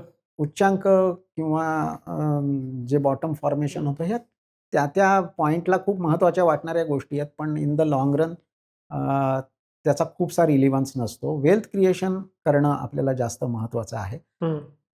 प्रत्येक चढ, प्रत्येक उतार हा आपल्याला साधता येईलच असं नाही. दुसऱ्या महायुद्धामध्ये किंवा कोणीतरी एका सेनापतीला लोकांनी विचारलं, की कसा एक्सपिरियन्स असतो हो तुमचा युद्धाचा? तुम्ही तिकडे जाऊन त्या सीमेवर वगैरे खूप थ्रिलिंग असेल ना वगैरे. तेव्हा त्यांनी एक मस्त उत्तर दिलं, की तो म्हणाला, "months of boredom punctured by moments of terror." असं त्यांनी त्याच्या ड्युटीचं वर्णन केलं, की तो म्हणाला, की आम्हाला 24 तास नजर डोळ्यात तेल घालून बघावं लागतं, कारण दुर्घटना एका सेकंदात होऊ शकते. So months of boredom punctured by moments of terror असं त्यांनी त्याच्या जॉबचं वर्णन केलं होतं. शेअर बाजार पण तसाच आहे. ज्याच्यामध्ये फक्त मी मोमेंट्स ऑफ टेररच्या बदली मोमेंट्स ऑफ एक्साइटमेंट और मोमेंट्स ऑफ वेल्थ क्रिएशन असा बदल करेन. हं. शेअर बाजार रोज वाढत नाही किंवा शेअर बाजार कायम वाढतच राहतो असं नाही. शेअर बाजाराचा जो काही वेल्थ क्रिएशनचा एकत्रित परिणाम दिसतो तो 10 वर्षानंतर दिसतो असं म्हणतात. म्हणजे त्याला पॅराडॉक्स ऑफ ग्रोथ असं टेक्निकल नाव आहे. की खूप कालावधीनंतर तो वाढायला लागतो आणि जेव्हा तो वाढायला लागतो तेव्हा तो खूप वेगाने वाढायला लागतो. म्हणजे जर तुम्ही वॉरेन बफेटच्या वेल्थचा ग्राफ बघितलात तर ती तुम्हाला गोष्ट दिसते, की गेल्या काही दशकात म्हणजे त्यांचं वय 96 आहे आणि त्यांनी खूप लवकर पैसे गुंतवायला सुरुवात केली आहे. म्हणजे पैसे गुंतवण्याचा अवधी 60 वर्ष वगैरे असावा त्यांचा, असं जास्तच असेल पण कमी नाही. आणि तो जो एकदम अशी जी तीव्र रेषा दिसते त्यांच्या ग्राफची, ती गेल्या काही 15, 20, 25 वर्षातली आहे. So it is a slow growth and then it's accelerates. म्हणजे खूप रस्साखेची चालू असते शाळेमध्ये जेव्हा तुमची स्पर्धा असते ती. आणि एक विशिष्ट मोमेंट नंतर एक कोणीतरी निर्णायक जोर घेतो आणि ती भस्कन एका दिशेला जाते. इन्व्हेस्टमेंट्सचं पण तसंच होतं आणि त्याच्यामुळे ह्याच्यावर खूप जास्त स्टडीज आहेत, की इन्व्हेस्टमेंट ही अशी स्पाइक्समध्ये वाढते आणि तो स्पाइक तुम्हाला पकडणं शक्य नसतं. सो जर जगातले म्हणजे गेल्या 20 वर्षातले बेस्ट 20 दिवस शेअर बाजाराचे तुम्ही वगळलेत, तर जो शेअर बाजाराचा CAGR 15% वगैरे म्हणजे जो खूप जास्त वेल्थ क्रिएट करणार आहे, तो निगेटिव्ह होतो. हं.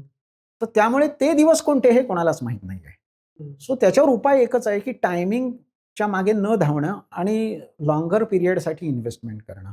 कारण ते 20 दिवस कधी येतील हे आपल्याला माहीत नाही. म्हणजे ह्याच्यामध्ये कोकणामध्ये एक ग्राम्य म्हण आहे. आता मी इथे ती सांगत नाही. पण तिथे असं त्या म्हणीचा अन्वयार्थ असा आहे, की जो गुरव असतो, तो गुरव रात्रंदिवस देव्हाऱ्यात बसलेला असतो. देवाकडे त्याची सदैव नजर असते. पण एके दिवशी सकाळी तो प्रातर्विधीला जातो आणि नेमका देव तेव्हाच कुठल्यातरी भक्त येतो. तो भक्ताची आध्यात्मिक पातळी खूप जास्त असते म्हणा किंवा काही कारण असेल. भक्त प्रकट होतो, देव प्रकट होतो आणि भक्ताला दर्शन देतो. आणि जेव्हा भक्ताला दर्शन देतो तेव्हा हा तिथे उपस्थित नसतो, गुरव. तर त्याच्यामुळे जेव्हा देव आले बघायला, तेव्हा गुरव गेला होता, अशी एक ग्राम्य म्हण कोकणामध्ये आहे. शेअर बाजाराचं पण तसंच होतं, की तुम्हाला असं वाटतं, की आता आपण बाजारातनं बाहेर पडूया, बाहेर पडतो. हं. आणि बाजार एकदम आफ्टर ट्रेंड दाखवतो आणि काहीतरी होतं आणि नंतर मग तुम्ही नेमके प्रसाद वाटपाच्या वेळेला हजर नसता. असं व्हायला नको. तो शेअर बाजार हा दीर्घकालीन संपत्ती निर्माणाचा मार्ग आहे. ट्रेडिंग किंवा स्पेक्युलेशन किंवा ह्या गोष्टी असतात त्यांच्यासाठी डे टू डे बेसिसवर ही पातळी गाठा, तिथनं प्रॉफिट बुक करा, खाली कव्हर करा वगैरे ठीक आहे. पण ह्या संभाषणाचा किंवा माझ्या सल्ला-मसलतीचा तो भाग नसतो. मी लोकांना नेहमीच सल्ला देतो, की येस ह्याच्यामध्ये सुद्धा स्टडी झालेले आहेत. रोलिंग रिटर्न्स, की जर समजा तुमच्याकडे काही हजार दिवस आहेत शेअर बाजाराचे अभ्यास करण्याचे, तर तुम्ही जर रोलिंग रिटर्न्स घेतले, की 3 वर्षानंतर किती वेळा इन्व्हेस्ट करण्याचे पिरियड्स मिळाले, तर इतक्या वेळा. 5 वर्षानंतर किती वेळ मिळेल, थोडं कमी संख्या होईल. 7 वर्षानंतर किती मिळाले, तर आणखीन कमी संख्या होईल आणि 10 वर्षानंतर किती मिळाले, तर आणखीन कमी संख्या होईल. तर प्रत्येक वेळेला जी निगेटिव्हिटी आहे, जर समजा तुम्ही 3 वर्षांकरता गुंतवले असाल आणि समजा तुमची त्यातले 50% वेळा तुम्हाला नकारात्मक रिटर्न मिळाला, 50% वेळा सकारात्मक रिटर्न मिळाला, तर ह्याचा अर्थ असा की 3 वर्ष हा अगदी कमी अवधी आहे शेअर बाजारामध्ये गुंतवण्यासाठी.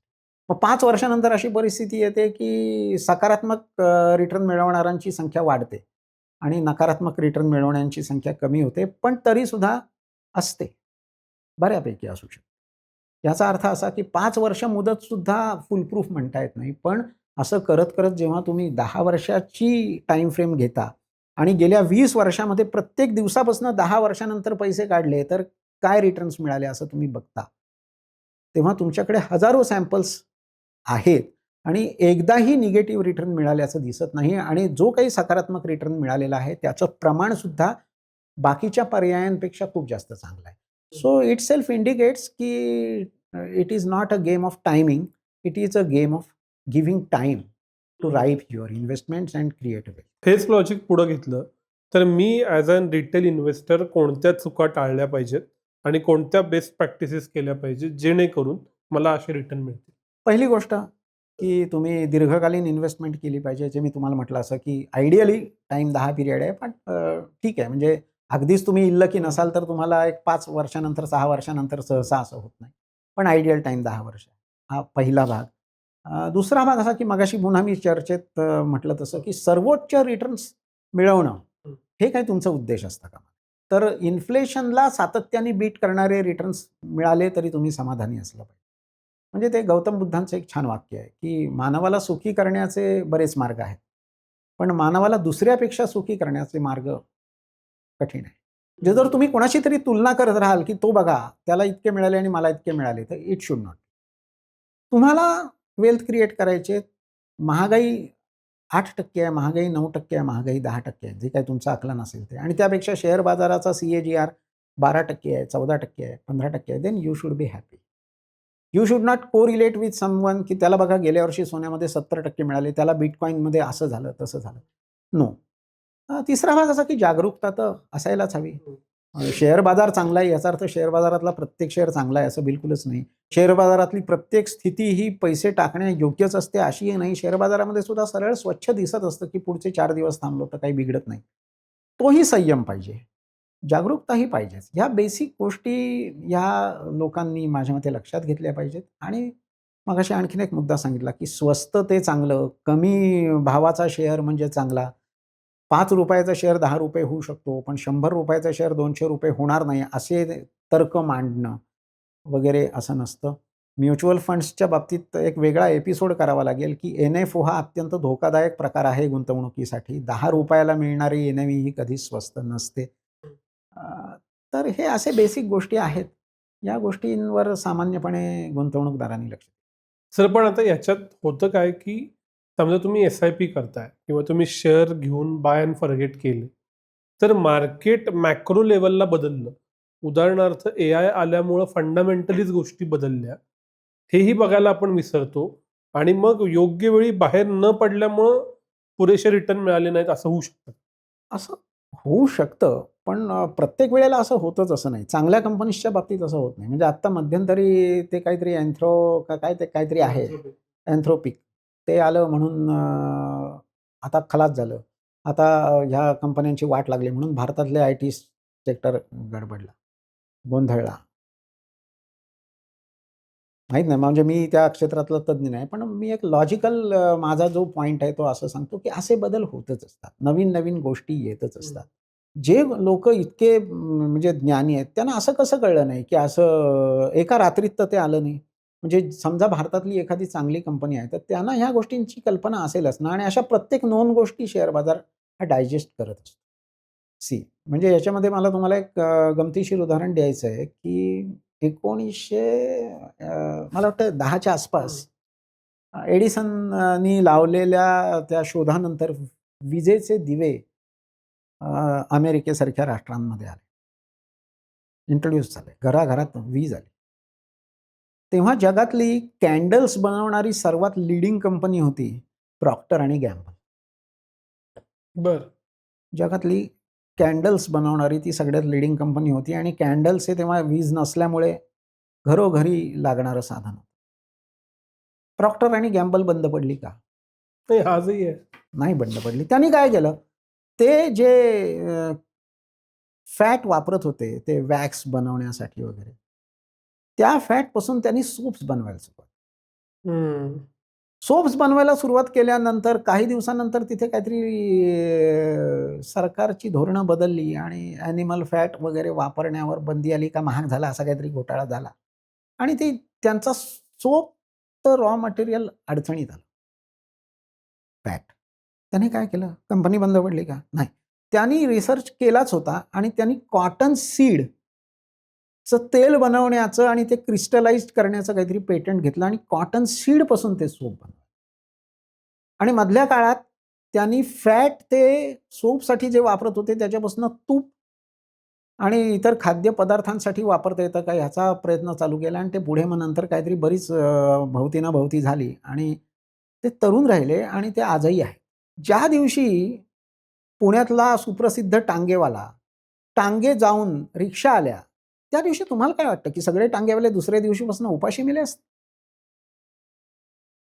जो उद्योजक असतो त्याचा हा जॉबच असतो की नवीन डेव्हलपमेंट्स काय होतायत त्या इन्कॉर्पोरेट करणं आणि आपली स्ट्रॅटेजी बनवणं.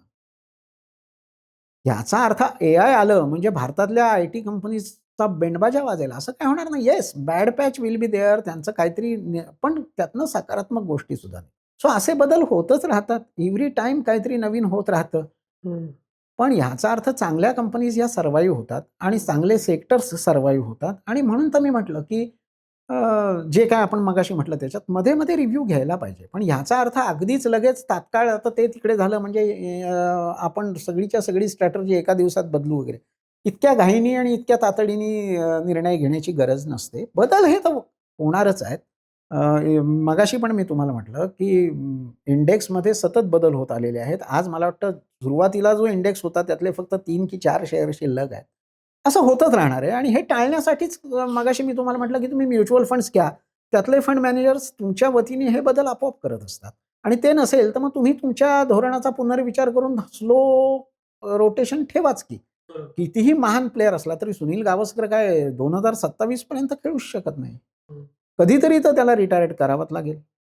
करूया ना, काय प्रॉब्लेम आहे? तर हे सगळे आदर्श मुद्दे झाले, की हे केल्यानंतर ते वर्क होणारच. प्रत्यक्षात काही ते जमत नाही. म्हणूनच सगळ्या लोकांना काही प्रॉफिट येत नाही. तर स्ट्रक्चरली मी याच्यात असं वागावंच, यासाठी मी काय इन्सेंटिव्हाइज करावं, कसं फ्रेमवर्क बनवावं माझ्या इन्व्हेस्टमेंटचं किंवा कशी शिस्त लावावी? उदाहरणार्थ काय मी जसं तुम्ही इन्व्हेस्टमेंट करताना सांगितलंत, की 10 दिवस निवडा. तसं मी चुकूच नये म्हणून काही फ्रेमवर्क, काही मुद्दे आहेत का? आर्थिक शिस्त एक तर पहिली गोष्ट असलीच पाहिजे. म्हणजे जर माझ्याकडे इन्व्हेस्टर आला तर मी त्याला हे सांगतो, की ह्यापेक्षा आता सिम्प्लिफाय काही मी करू शकणार नाही, की तू वर्षातनं 10-12 वेळा शेअर्समध्ये इन्व्हेस्टमेंट्स कर किंवा तुला जमत नसेल तर मी तुला सांगतो त्या म्युच्युअल फंड्समध्ये तुझ्या वर्षातनं जे तुझे आवडते दिवस आहेत त्या दिवशी इन्व्हेस्टमेंट्स कर. ह्यापेक्षा सिम्प्लिफाय म्हणजे मी केलेलं नाही कधी, की बाबा मी त्याला हे सांगतो, की तुझ्या मुलीचा वाढदिवस is one of the peculiar day, auspicious day for you. For making an investment. जर तू मुलीच्या वाढदिवसाला सकाळपासून तुम्ही रिबिन्स आणताय, केक्स आणताय, बलून्स आणताय, पार्टी करताय, लोकांना बोलवताय, सगळं करताय, तर तू एक छोटंसं allocation end of the day they ना, की माझ्या वाढदिवसाचं मुलीचं बजेट इतकं-इतकं होतं, ठीक आहे, पण त्या मुलीसाठी मी एक इतकी छोटीशी इन्व्हेस्टमेंट करतो. आणि ती कशी करायची? आयदर तुला शेअर्समध्ये करायची असेल, तर मी मगाशी सांगितलं तसं कर. नसेल करायची, तर ओके, शेअरची रिप्लेसमेंट आपण एक 2-3 चांगल्या लार्ज कॅप, मिड कॅप किंवा अशा रिअल डायव्हर्सिफाईड अशा प्रकारात करू आणि तिथे कर. आणि ही इन्व्हेस्टमेंट करायला काय लागतं, हल्ली सगळं ऑनलाईन असतं. On a click of a mouse तुम्ही करू शकता. अमाउंट किती करायची हे तुम्ही ठरवू शकता. 500 करायची की 1000 करायची की 10,000 करायची हे तुमच्या हातात आहे. 10 मिनिटं पण लागत नाहीत करण्यासाठी.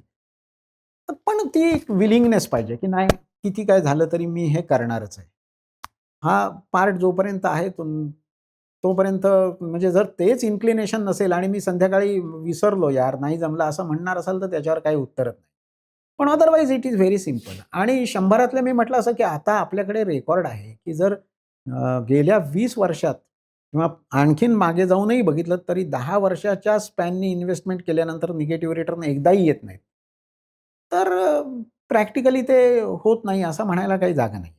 ते होतं, फक्त आपण ते करायला पाहिजे. आपण 10 वर्ष वेळ दिला पाहिजे. आपण अगदी रिलिजियसली ज्या भाविकतेने आपण गणपती आणतो किंवा अ, बाकी धर्मीय त्यांचे त्यांचे हे करत असतील, तशा अतिशय काटेकोरपणे आपण आपण ठरवलेली सिस्टम पाळली पाहिजे, की नाही मी वर्षातनं या 10 दिवशी इन्व्हेस्टमेंट करणारच आहे. हं. नाही मी हे करणारच आहे आणि त्याच्यामध्ये खरंच खूप काही अवघड नाहीये.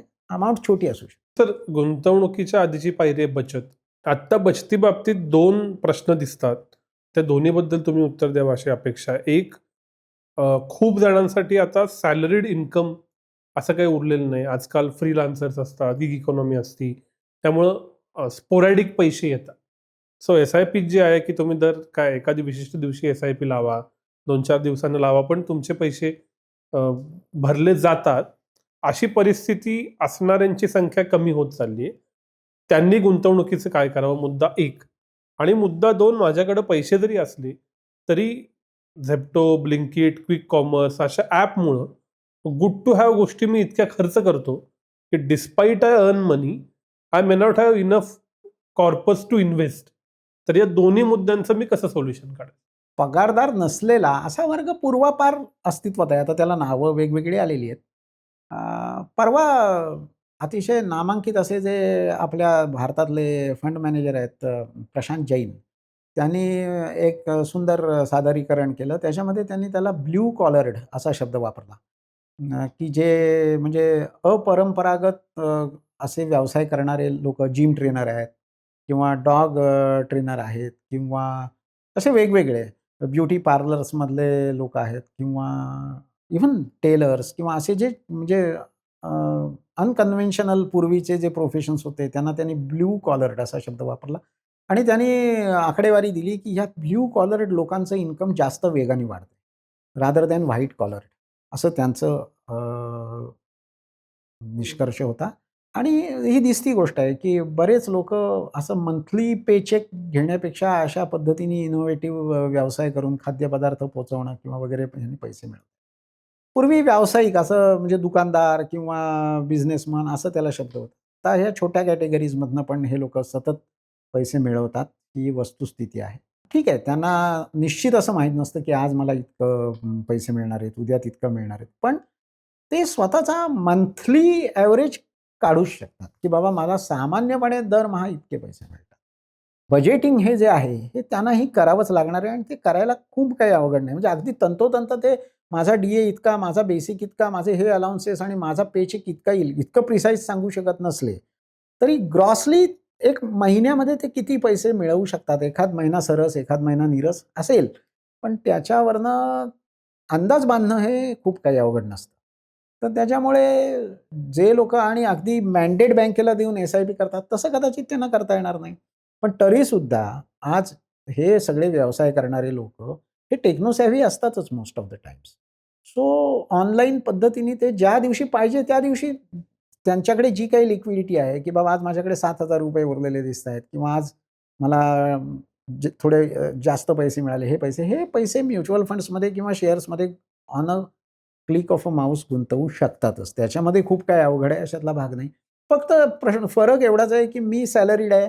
मी अगदी मॅन्डेट दिलंय, की माझा सॅलरी 5 तारखेला होतो आणि 7 तारखेला माझी एस-आय-पी जाते. ठीक आहे. तुम्ही म्हणता तसं त्यांना एस-आय-पी सारखी अगदी ठराविक पद्धतीने पैसे गुंतवायला बंधन येईल. पण त्यांनी जी कर्ज घेतलेली असतात, त्याचे हप्ते ते फेडतातच ना. मग तशाच पद्धतीने रेग्युलर इन्व्हेस्टमेंट्स करायला त्यांना काही प्रॉब्लेम येण्याचं काही कारण नाही. त्याचा अंदाज ते घेऊन जेवढे पैसे शिल्लक राहतील, की बाबा माझ्या खात्यामध्ये 2,000 पेक्षा जेवढे जास्त पैसे शिल्लक आहेत ते मी गुंतवून टाकीन. अशा पद्धतीचं जर त्यांनी स्टँडर्डायझेशन केलं तर ते पैसे इन्व्हेस्ट करण्यामध्ये काही अडचण आहे, अशातलं मला काही आत्ता वाटत नाही. वेगळी स्ट्रॅटेजी त्यांच्यासाठी आखायला पाहिजे किंवा बाजार त्यांच्यासाठी वेगळा असेल किंवा बाकीचे फॅक्टर्स वेगळे असतील असं अजिबात नाही. फक्त गुंतवणुकीची फ्रिक्वेन्सी, गुंतवणुकीचं टायमिंग हे वेगळं असू शकतं. हा तुमच्या त्या म्हणजे पहिल्या प्रश्नाचं उत्तर होतं. आता Blinkit, Zepto आणि ह्या ज्या सगळ्या गोष्टी आहेत, हा बिहेवियरल सायन्समध्ये मोडणारा भाग आहे बेसिकली. खर्च किती होतात, त्यातले आवश्यक किती आहेत, काटकसर कुणी, कशी, कधी, किती करावी, हा म्हणजे मानसशास्त्राचा किंवा समुपदेशकांच्या अखत्यारीत जाणारा भाग आहे. मी एकच सांगेन की येस, इन्कम वजा एक्सपेन्सेस बरोबर सेव्हिंग हे जे फॉर्म्युला आहे हा असू नये. इन्कम वजा सेव्हिंग्ज बरोबर एक्सपेन्सेस असा राहील तर तो जास्त चांगला. तशा पद्धतीने आपण काही ठरवू शकलो की नाही पहिल्या आठवड्यात माझे इतके पैसे हे इन्व्हेस्ट व्हायला हवेत आणि मग उरलेल्या ह्याच्यात आपण जे काय असेल ते करू, तर ते जास्त बेटर राहतं बेसिकली. आणि बाकी तर मानसिक जी काही नियंत्रण आहेत, संयम आहे किंवा जी शिस्त आहे, आर्थिक शिस्त ती स्वतःची स्वतःलाच बाळगावी लागते. तुम्ही Blinkitवरनं हे मागवू नका असं सांगण्याची कुठलाही फायनान्शियल ॲडवायझर धाडस करेल असं मला वाटत नाही. पण सेव्हिंग्जला अनन्यसाधारण महत्त्व आहे. अनावश्यक महत्त्व टाळावं. म्हणजे कालचीच एक गोष्ट होती झालेली आहे प्रॅक्टिकली. म्हणजे कसं लोकं चुकीच्या पद्धतीने वागतात. माझ्या एका क्लायंटचं नुकतंच लग्न झालं. अ, तर तिने मला काल ती माझ्याकडे चर्चेला आली होती. तर तिने मला असं सांगितलं, की आम्हाला माझ्या ऑफिसमधून अ, खूप चांगल्या अमाउंटचं Amazonचं व्हाउचर मिळालं. म्हटलं इट्स ओके, ग्रेट. तर मी तिला म्हटलं, "मग काय?" हां. नंतर थोड्या वेळाने ती म्हणाली, की "आता पुढच्या आठवड्यात माझ्या मैत्रिणीचं लग्न आहे. तिला गिफ्ट देण्यासाठी आम्ही अमुक-अमुक वस्तू खरेदी करतो आहोत." तर मी लॉजिकली असा विचार केला, की हे Amazonचं व्हाउचर वापरून ते लोकं ती खरेदी करतील. तर तसं नव्हतं. ती म्हणाली, "आता आम्ही असं केलंय, की आता आम्ही ते जाऊन अमुक-अमुक करतो." मी त्यांना प्रश्न विचारला, ती आणि तिची मैत्रीण, की "मग तुम्ही Amazonच्या व्हाउचरमधनं ते का खरं घेत नाही आहात?"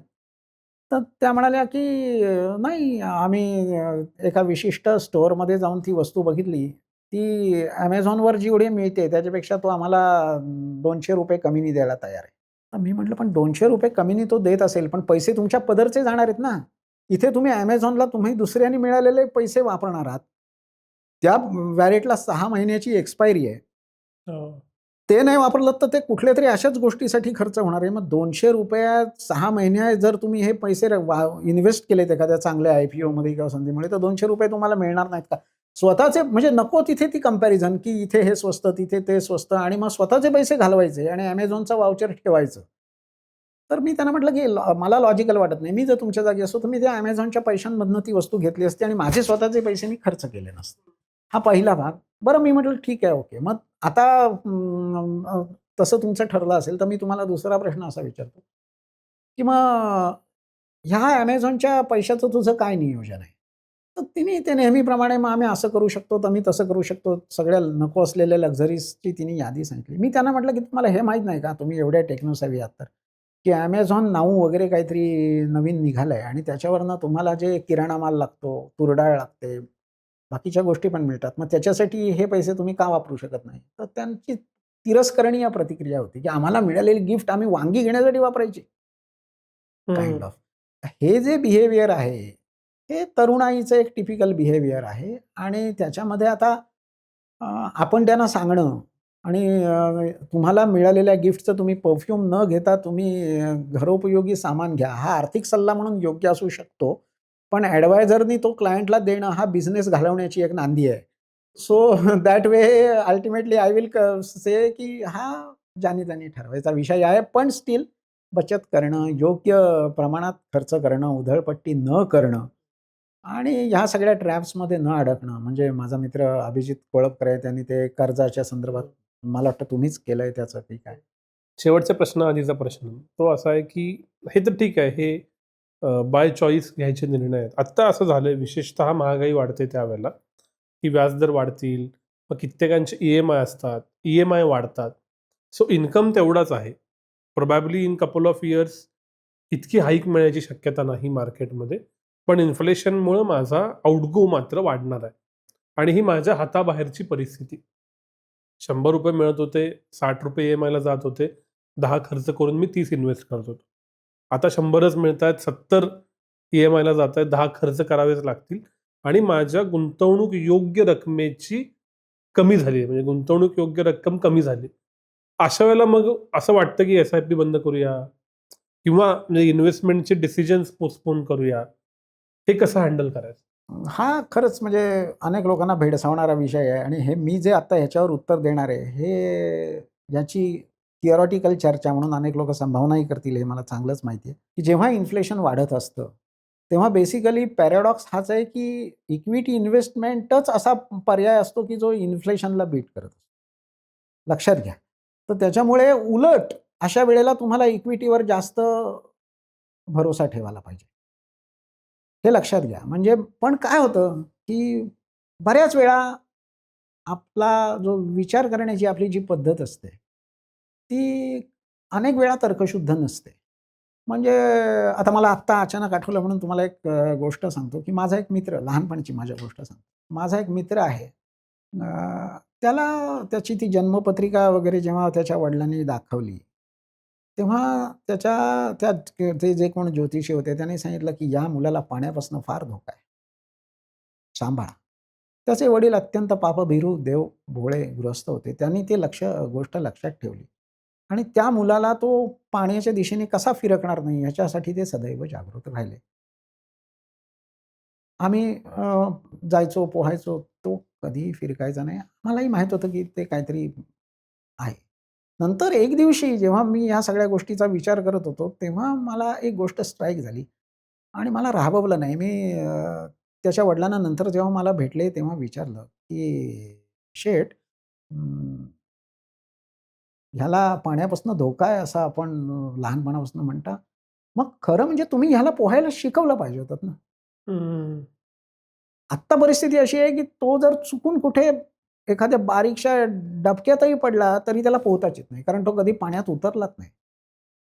जर पाण्यापासून धोका आहे, तर इम्पोर्टंट पार्ट एक सजग पालकाचं लक्षण हे आहे, की अतिशय उत्कृष्ट कोचच्या मार्गदर्शनाखाली त्याला निदान पोहायला शिकवा. का नाही पाण्यापासून त्याला बाजूला ठेवा. कारण शेवटी प्रसंग तर पाण्यात इच्छेने नाही अनिच्छेने सुद्धा जाण्याचा येऊ शकतो. आली वेळ तर काय करणार? हातपाय तर मारता पाहिजे.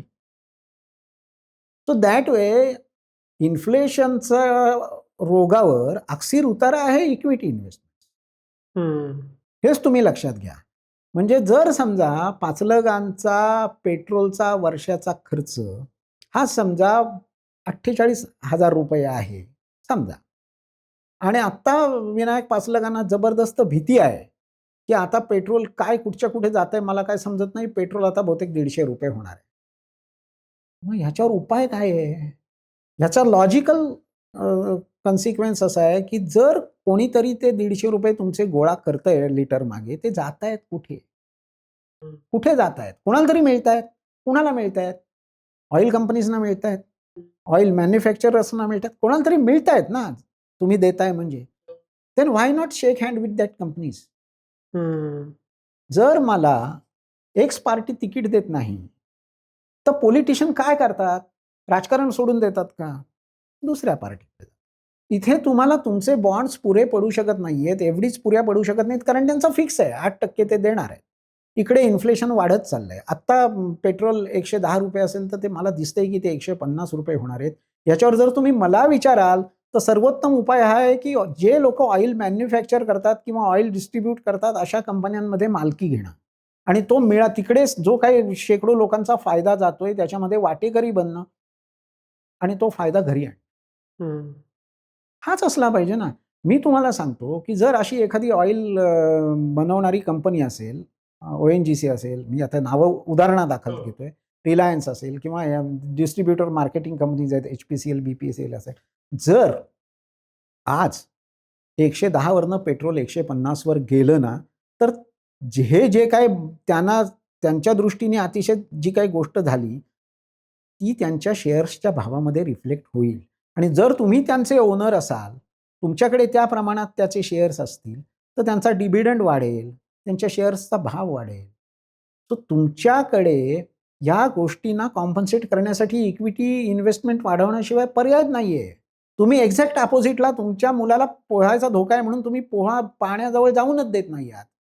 मुद्दा असा आहे की त्यांनी शिकली पाहिजे Pohane. In the same way आता इन्फ्लेशन जर वाढणारच असेल, तर इन्फ्लेशनला बीट करणारं अस्त्र कोणतं ह्याचा तुम्ही शोध घेतला पाहिजे आणि त्या पर्यायाकडे तुम्ही गेलं पाहिजे. सो अल्टिमेटली मला विचाराल तर येस, सिमेंटचे भाव वाढणार आहेत का? घर बांधायला निघालोय, भीती वाटते, स्टीलचे भाव वाढणार आहेत ना, मग ठीक आहे ना. मग एखादा इन्फ्रास्ट्रक्चर फंड विकत घे किंवा टाटा स्टील किंवा एसीसीचे शेअर्स विकत घे. जर खरोखरच त्यांचे भाव वाढले, तर तो भाव जाऊन जाईल कुठे? मिळेल का कुठे? समुद्राची पातळी ते काय म्हणतात ते सर्वदेव नमस्कारम केशवम प्रति गच्छति, तसं ही सगळी भाववाढ ही बाजारातल्या कुठल्यातरी कंपनीच्या मध्येच जाऊन रिफ्लेक्ट होणार. सो अल्टिमेटली जर तुम्ही सिगारेट ओढणारे असाल, तर तुमच्या खात्यात मधला ITC हा अपरिहार्य शेअर आहे. जर तुम्हाला सिगारेटचं इन्फ्लेशन काबू करायचं असेल. पर्यायच नाहीये. हम्म. पण इथे SIP बंद करू का? इक्विटीतल्या इन्व्हेस्टमेंट्स बंद करू का? हा आत्मघातकी उपाय आहे. कारण एक गोष्ट निश्चित आहे, की वाढ द्यायचीच झाली तर त्यांच्यामध्ये क्षमता आहे. तुमच्या फिक्स्ड डिपॉझिट्स आणि बाकीच्या बॉन्ड्स इन्स्ट्रुमेंट्समध्ये ती क्षमताच नाहीये. हे लक्षात घ्या. So ultimately what happens is की गणपतीमध्ये आमच्या कोकणामध्ये 3 पत्ती खेळत असत.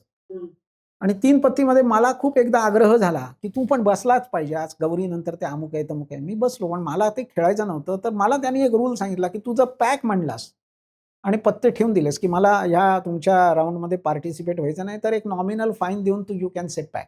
मला काहीच माहीत नव्हतं. मी आपले 2-3 डाव पॅक करत बसलो. मला ते जुगार खेळायचा नव्हता तात्विक दृष्टीने. माझा मित्र म्हणाला, की असा पॅक केल्याने तू फक्त हारणार आहेस. जर तू खेळलास तर जिंकण्याची शक्यता थोडी तरी वाढेल.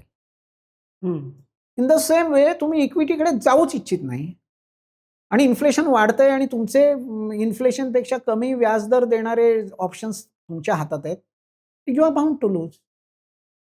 व्हेअर ॲज ज्या बँकेत तुम्ही फिक्स्ड डिपॉझिट ठेवलंय, जी बँक तुम्हाला कदापिही फसवणार नाही अशी तुमची खात्री आहे, 150 वर्षाची तिला परंपरा आहे, अशा स्टेट बँकेवरच विश्वास ठेवून स्टेट बँकेचे शेअर घेतलेत, तर ते इन्फ्लेशन काही ना काही प्रमाणात तरी काउंटर.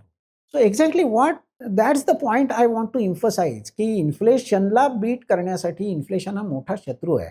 म्हणजे ते कोणीतरी सांगितलंय, की गेल्या 100 वर्षात रुपयाने त्याची व्हॅल्यू 99% गमावलेली आहे. म्हणजे तुमचे आजोबा जे ₹1 वस्तू आणत होते, ती आज तुम्ही ₹100 आणू शकत नाही. म्हणजे अशा वेळेला तुमच्या सो कॉल्ड, मी त्याला इन्व्हेस्टमेंट असा शब्दच वापरत नाही. इन्व्हेस्टमेंट्स या नुसत्या रुपी टर्म्समध्ये ठेवणं, हे अत्तराची बाटली उघडी ठेवण्यासारखं. ते उडून जाणार आहे. ॲब्सोल्यूट टर्ममध्ये दिसतंय, की 1000चे 1200 झाले वगैरे, वगैरे. अरे पण तिकडे किमती किती वाढतायत. रिअल टर्म्समध्ये यू आर लूजिंग. तर दॅट वे इन्फ्लेशनला बीट करणं हाच तर मुळात इक्विटी इन्व्हेस्टमेंटचा सर्वात मोठा ऑब्जेक्टिव्ह आहे. आणि जेव्हा इन्फ्लेशन वाढत असेल, तेव्हा ऑब्व्हियसली जेव्हा माझा जो स्ट्राईक बॉलर आहे, त्यालाच मी माझ्या ह्याच्यावर लावीन ना. सरळ गोष्ट आहे. मी याचा अर्थ असा म्हणत नाहीये, पुन्हा मी एम्फसाइज करतोय, की दिसेल तो शेअर घ्या, दिसेल त्या दिवशी सगळेच्या सगळे पैसे इन्व्हेस्ट करा, असं म्हणणं नाही. पण इन्व्हेस्ट जरूर करा. 2 स्पॅनमध्ये करा, 4 स्पॅनमध्ये करा, महिनाभरात ठरवून करा. पण इक्विटी मार्केट्समध्ये इन्व्हेस्ट करा. चांगल्या ब्लू चिप कंपनीजमध्ये चांगले रेकॉर्ड ज्यांचे आहेत, अशा म्युच्युअल फंड्समध्ये करा आणि दीर्घकाळाकरता करा. तुमच्या सगळ्या बोलण्यात आणि तुमच्या उत्तरातही कायम एक शब्द येतो, तो म्हणजे लॉजिकल. तर इन्व्हेस्टमेंटच्या बाबतीत, गुंतवणुकीच्या बाबतीत लॉजिकल विचार करणं म्हणजे नक्की काय? लॉजिकल विचार करणं म्हणजे नक्की काय? खूप चुकीचे विचार करताना आपण आढळतो. म्हणजे मी मगाशी आता पोहायला जाण्याचं एक उदाहरण तुम्हाला दिलं. आइन्स्टाईनच्या नावावर खपवला गेलेला किस्सा आहे. खरा खोटा माहीत नाही. आइन्स्टाईनला एका माणसाने हाच प्रश्न तुम्ही जो मला विचारलात तो विचारला होता, की sir how to act logic. Einstein विचारात पडला आणि आइन्स्टाईननी त्याला सांगितलं, की समजा की युरोपातली तिकडची गोष्ट आहे, तिकडे अशा चिमण्या असतात घराघरात. समजा 2 टेक्निशियन, त्याला काय ते चिमण्या साफ करणारे काय म्हणतात ते माहीत नाही मला.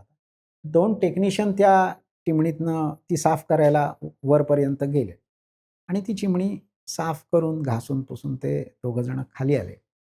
त्यातला एक जो होता, तो अतिशय स्वच्छ होता. काही त्याच्या काजळी, काळेपणा वगैरे त्याला कोळिष्टकं काही लागलेले नव्हते.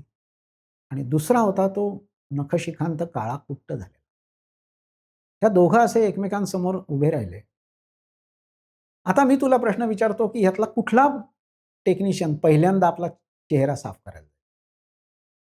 तर त्या स्टुडंटनी त्यांना सांगितलं, की ऑब्व्हियसली जो काळा झालेला मुलगा आहे, तो म्हणून टेक्निशियन आहे, तो आपला चेहरा साफ करायला जाईल. आइन्स्टाईन हसला आणि आइन्स्टाईन म्हणाला, "लॉजिकली याचं उत्तर असं आहे, की ते दोघं एकमेकांकडे बघतायत. बाकी त्याने अजून काही बघितलेलं नाही. जो काळा आहे, तो समोरच्या पूर्ण स्वच्छ माणसाकडे बघेल आणि त्याला वाटेल, की मी पण असाच. हम्म. आणि जो स्वच्छ आहे, तो काळ्या माणसाला बघेल आणि त्याला असं वाटेल, की अरे रे रे! आणि तो पहिल्यांदा वळेल आपला चेहरा धुण्यासाठी. काळा नाही धुणार. काय वाटतं तुला? हे लॉजिकल थिंकिंग आहे किंवा नाही? तर तो स्टुडंट होता. तो म्हणाला, "ऑब्व्हियसली क्वाईट लॉजिकल. मी असा विचार करायला पाहिजे." आइन्स्टाईन म्हणाला, "नाही. हे लॉजिकल नाहीये. लॉजिकल थिंकिंग हे आहे, की तू हा विचार करायला पाहिजे होता, की घरावरच्या त्या अरुंद चिमणीत 2 माणसं जाऊच कशी शकतात? तिथे जास्तीत जास्त एकच माणूस जाऊ शकतो. सो मुळात मी विचारलेला प्रश्नच इलॉजिकल. हे तुला समजलं असतं तर हे लॉजिकल थिंकिंग. सो आइन्स्टाईनचं म्हणणं असं होतं, की नेहमी क्वेश्चन्स लॉजिकल विचारा. तो बेसिकली एव्हरी टाईम आपण अशा चुकीच्या कन्सेप्ट्स करत असतो. म्हणजे मी अनेकांना सांगतो, की तू आता इन्व्हेस्टमेंट प्लॅनिंगसाठी माझ्याकडे आला आहेस. तर पहिली गोष्ट म्हणजे तू चांगला हेल्थ इन्शुरन्स घे. टर्म इन्शुरन्स पॉलिसी घे. बहुतेकांचं असं म्हणणं असतं, की सर ते नाही परवडत. खूप प्रीमियम आहेत. हेल्थ इन्शुरन्सचा प्रीमियम तुम्ही मला जो दिलात तो ₹25,000-30,000 फॅमिलीचा आलाय. माझ्याकडे नसतात एवढे पैसे, नाही जमणार. त्यापेक्षा तुम्ही मला 5,000 ची एस-आय-पी लावायला सांगा, मी लावतो. मला सांगा, की ज्या माणसाला हेल्थ इन्शुरन्सचा ₹25,000 प्रीमियम भरणं अवघड आहे, त्या माणसाला हॉस्पिटलची बिलं भरायला परवडतील? सो हेल्थ इन्शुरन्सचा प्रीमियम भरायला मला परवडत नाही, हे इलॉजिकल विचार आहे. ज्यांना हा प्रीमियम भरायला परवडत नाही, त्यांच्यासाठीच हेल्थ इन्शुरन्सची सर्वाधिक जास्त गरज. हेल्थ इन्शुरन्सचा माझा प्रीमियम फुकट जातो. ₹10 ला एखादी वस्तू विकत मिळते म्हणजे ती स्वस्त आहे. म्हणजे स्पेशली एन-एफ-ओचं युनिट. अशा बऱ्याच भ्रामक कल्पना लोकांच्या मनामध्ये आहे. एल-आय-सी ही सेफ इन्व्हेस्टमेंट आहे आणि शेअर बाजार ही अत्यंत घातक इन्व्हेस्टमेंट्स आहे. हा एक बऱ्याच लोकांच्या डोक्यात फिट्ट बसलेली कल्पना आहे, की माझ्याकडे यायचं, समजावून घेतल्यानंतर शेअर बाजारात सांगतायत भागवत, मग नकोच ते वाट लागेल सगळ्याची, लाखाचे 12,000 होतात म्हणून जाऊन कुठलीतरी एक अत्यंत महागडी इन्शुरन्सची पॉलिसी घ्यायची. हे कसं आहे माहिती आहे, हे त्या मुकद्दर का सिकंदर मधलं ते स्टोरी असते ना तसं आहे. मुकद्दर का सिकंदरमध्ये ते डॉक्टर श्रीराम लागू, मला वाटतं त्यांचं कॅरेक्टरचं नाव रामनाथ असं काहीतरी आहे. त्यांची विपन्नावस्था आलेली असते. काहीतरी झालेलं असतं. त्यांना दैनंदिन खर्च भागवण्याची सुद्धा गडबड झालेली असते आणि त्यावेळेला त्यांनी ज्यांचा कायम उपहास केला, ज्याचा सतत द्वेष केला, असा श्रीमंत झालेला सिकंदर म्हणजे बच्चन साहेबांची भूमिका आहे. तो त्यांच्या नकळत कुठेतरी बिलं-बिलं भरून त्यांचा संसार आणि त्यांच्या ह्याला मदत करत असतो आणि हे त्याचा द्वेष करत असतात. ही स्टोरी आहे मुकद्दर का सिकंदरमधली. एल-आय-सीमध्ये भरपूर इन्व्हेस्ट करणारे लोकं आणि शेअर बाजाराचा खूप द्वेष करतात आणि शेअर बाजाराला अत्यंत धोकादायक आहे वगैरे, वगैरे, वगैरे असं ते म्हणतात. आकडेवारी असं सांगते, की एल-आय-सीने 8,00,000 कोटी इन्व्हेस्टमेंट्स शेअर बाजारात फक्त 35 स्टॉक्समध्ये केलेत.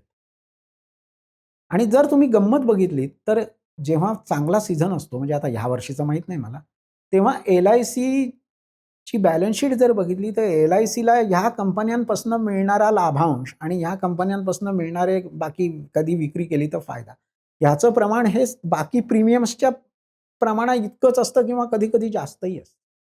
सो LIC चालते कोणाच्या जीवावर? हम्म. आणि त्या LIC मध्ये केलेली गुंतवणूक सेफ आणि त्याच्या उलट शेअर बाजारात केलेली इन्व्हेस्टमेंट धोकादायक. आणि LIC भारतात 8 लाख कोटी हे ज्यांना आम्ही जे लार्ज कॅप फंड्स देणार असतो त्याच्यामध्येच इन्व्हेस्ट करते. सो असे हे जे काही विचित्र गोष्टी आहेत ह्या इलॉजिकल आहेत.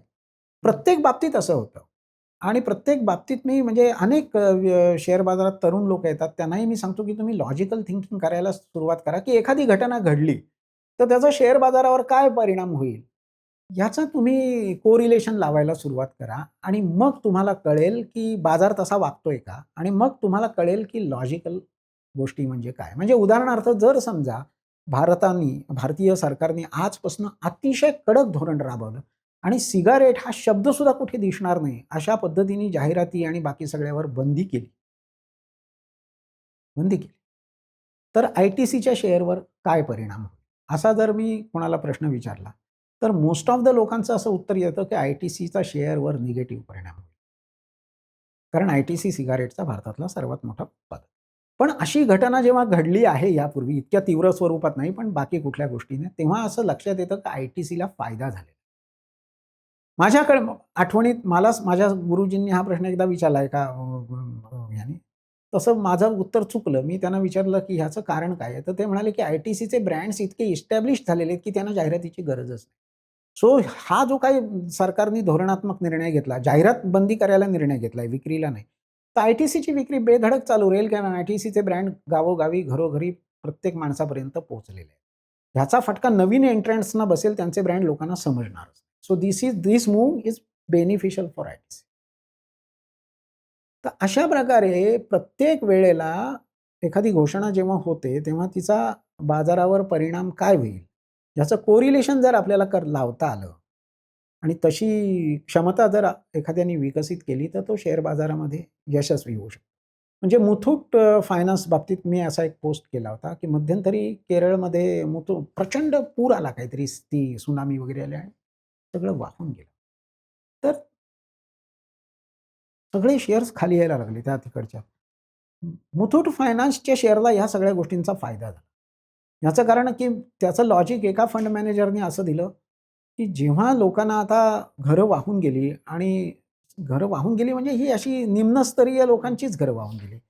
4थ्या मजल्यावर किंवा बंगलोमध्ये राहणाऱ्या लोकांचं काही नुकसान झालं नाही. अशा लोकांना कर्ज कोण देईल? तर सोनं तारण ठेवून कर्ज देणारी ती एकमेव त्यावेळची केरळमधली लीडिंग कंपनी होती. आणि जेव्हा असा पूर येतो तेव्हा तुम्ही ॲल्युमिनियम, स्टील, तांब्याची भांडी घरात ठेवू शकता, पण सोनं नाणं तुम्ही घेऊन बाहेर पडता. या सोनं नाण्याचा तारण ठेवून कर्ज देणं हे जे काही मॉडेल आहे मुथूट फायनान्सचं त्याला फायदा होईल. म्हणून जेव्हा सगळीकडे वाताहत होती तेव्हा त्या माणसांनी मुथूट फायनान्सचे शेअर्स वाढतील असं prediction. This is a very advance level of logical thinking. प्रत्येक माणसाला किंवा माझ्यासारख्या सामान्य गुंतवणूकदाराला हे कळत असतं असं नाही. पण म्हणूनच ते फोलिओ बघायचे आपण की त्यांनी काय केलंय. म्हणजे आचार्य अत्रेयांनी कऱ्हेच्या पाणीमध्ये ही स्टोरी लिहिलेली आहे, की त्यांना घोड्यावर पैसे लावायची खूप तलफ आली होती. त्यांनी पैसे लावले, ते हारले. मग नंतर त्यांनी विचार केला, की मी जेव्हा पैसे हारतोय, तेव्हा मी बघतो तर काही ठराविक लोकं सातत्याने ते पैसे घेण्याच्या विंडोवर जाताना मला दिसतायत. मग त्यांच्या डोक्यात एक कल्पना आली, की ह्या माणसालाच आपण का फॉलो करू? आणि मग त्यांनी असं लिहिलंय करेच्या पाण्यात, की मी त्या बरोबर माणसाच्या मागे उभा राहायचो, तो जेव्हा बेट लावायला जायचा तेव्हा आणि तो ज्या घोड्यावर बेट लावेल त्याच घोड्यावर मी बेट. आचार्य अत्रेयांच्या लॉजिकल वागण्याचा हा नमुना त्यांनी करेच्या पाणीमध्ये दिलेला. वी कॅन ॲक्ट लाइक दिस, की फंड मॅनेजर्सचे फोलिओ दरमहा जाहीर होतात. आपण ते पाहावेत. आपण काही आपली स्वतःचा ज्या क्षेत्रातला अभ्यास असतो, त्या क्षेत्रात एखादी घटना घडली असेल, एखादं औषध चांगलं आलं असेल किंवा एखादी नवीन कंपनी एंट्रंट असेल, तर त्याचा अभ्यास करावा आणि बाकी तर्कशुद्ध राहावं. जेव्हा मगाशी म्हटलं असं, की इन्फ्लेशन वाढतंय, तेव्हा इन्फ्लेशनला मारणाऱ्या पर्यायापासून पळू नये, तर तो आपलासा करावा. जेव्हा असं काही होतंय, इन्शुरन्स परवडत नाही असं वाटतंय, तेव्हाच तो घ्यावा. अशा पद्धतीच्या छोट्या-छोट्या गोष्टींमधून आपण आपल्या उद्दिष्टांपर्यंत पोहोचू शकतो. सर, खूप खूप आभार. गुंतवणुकीचा एक मास्टर क्लास आम्हाला ऐकता आला. पुन्हा वेगळ्या विषयावर भेटू, पण आज इथंच थांबूया. धन्यवाद.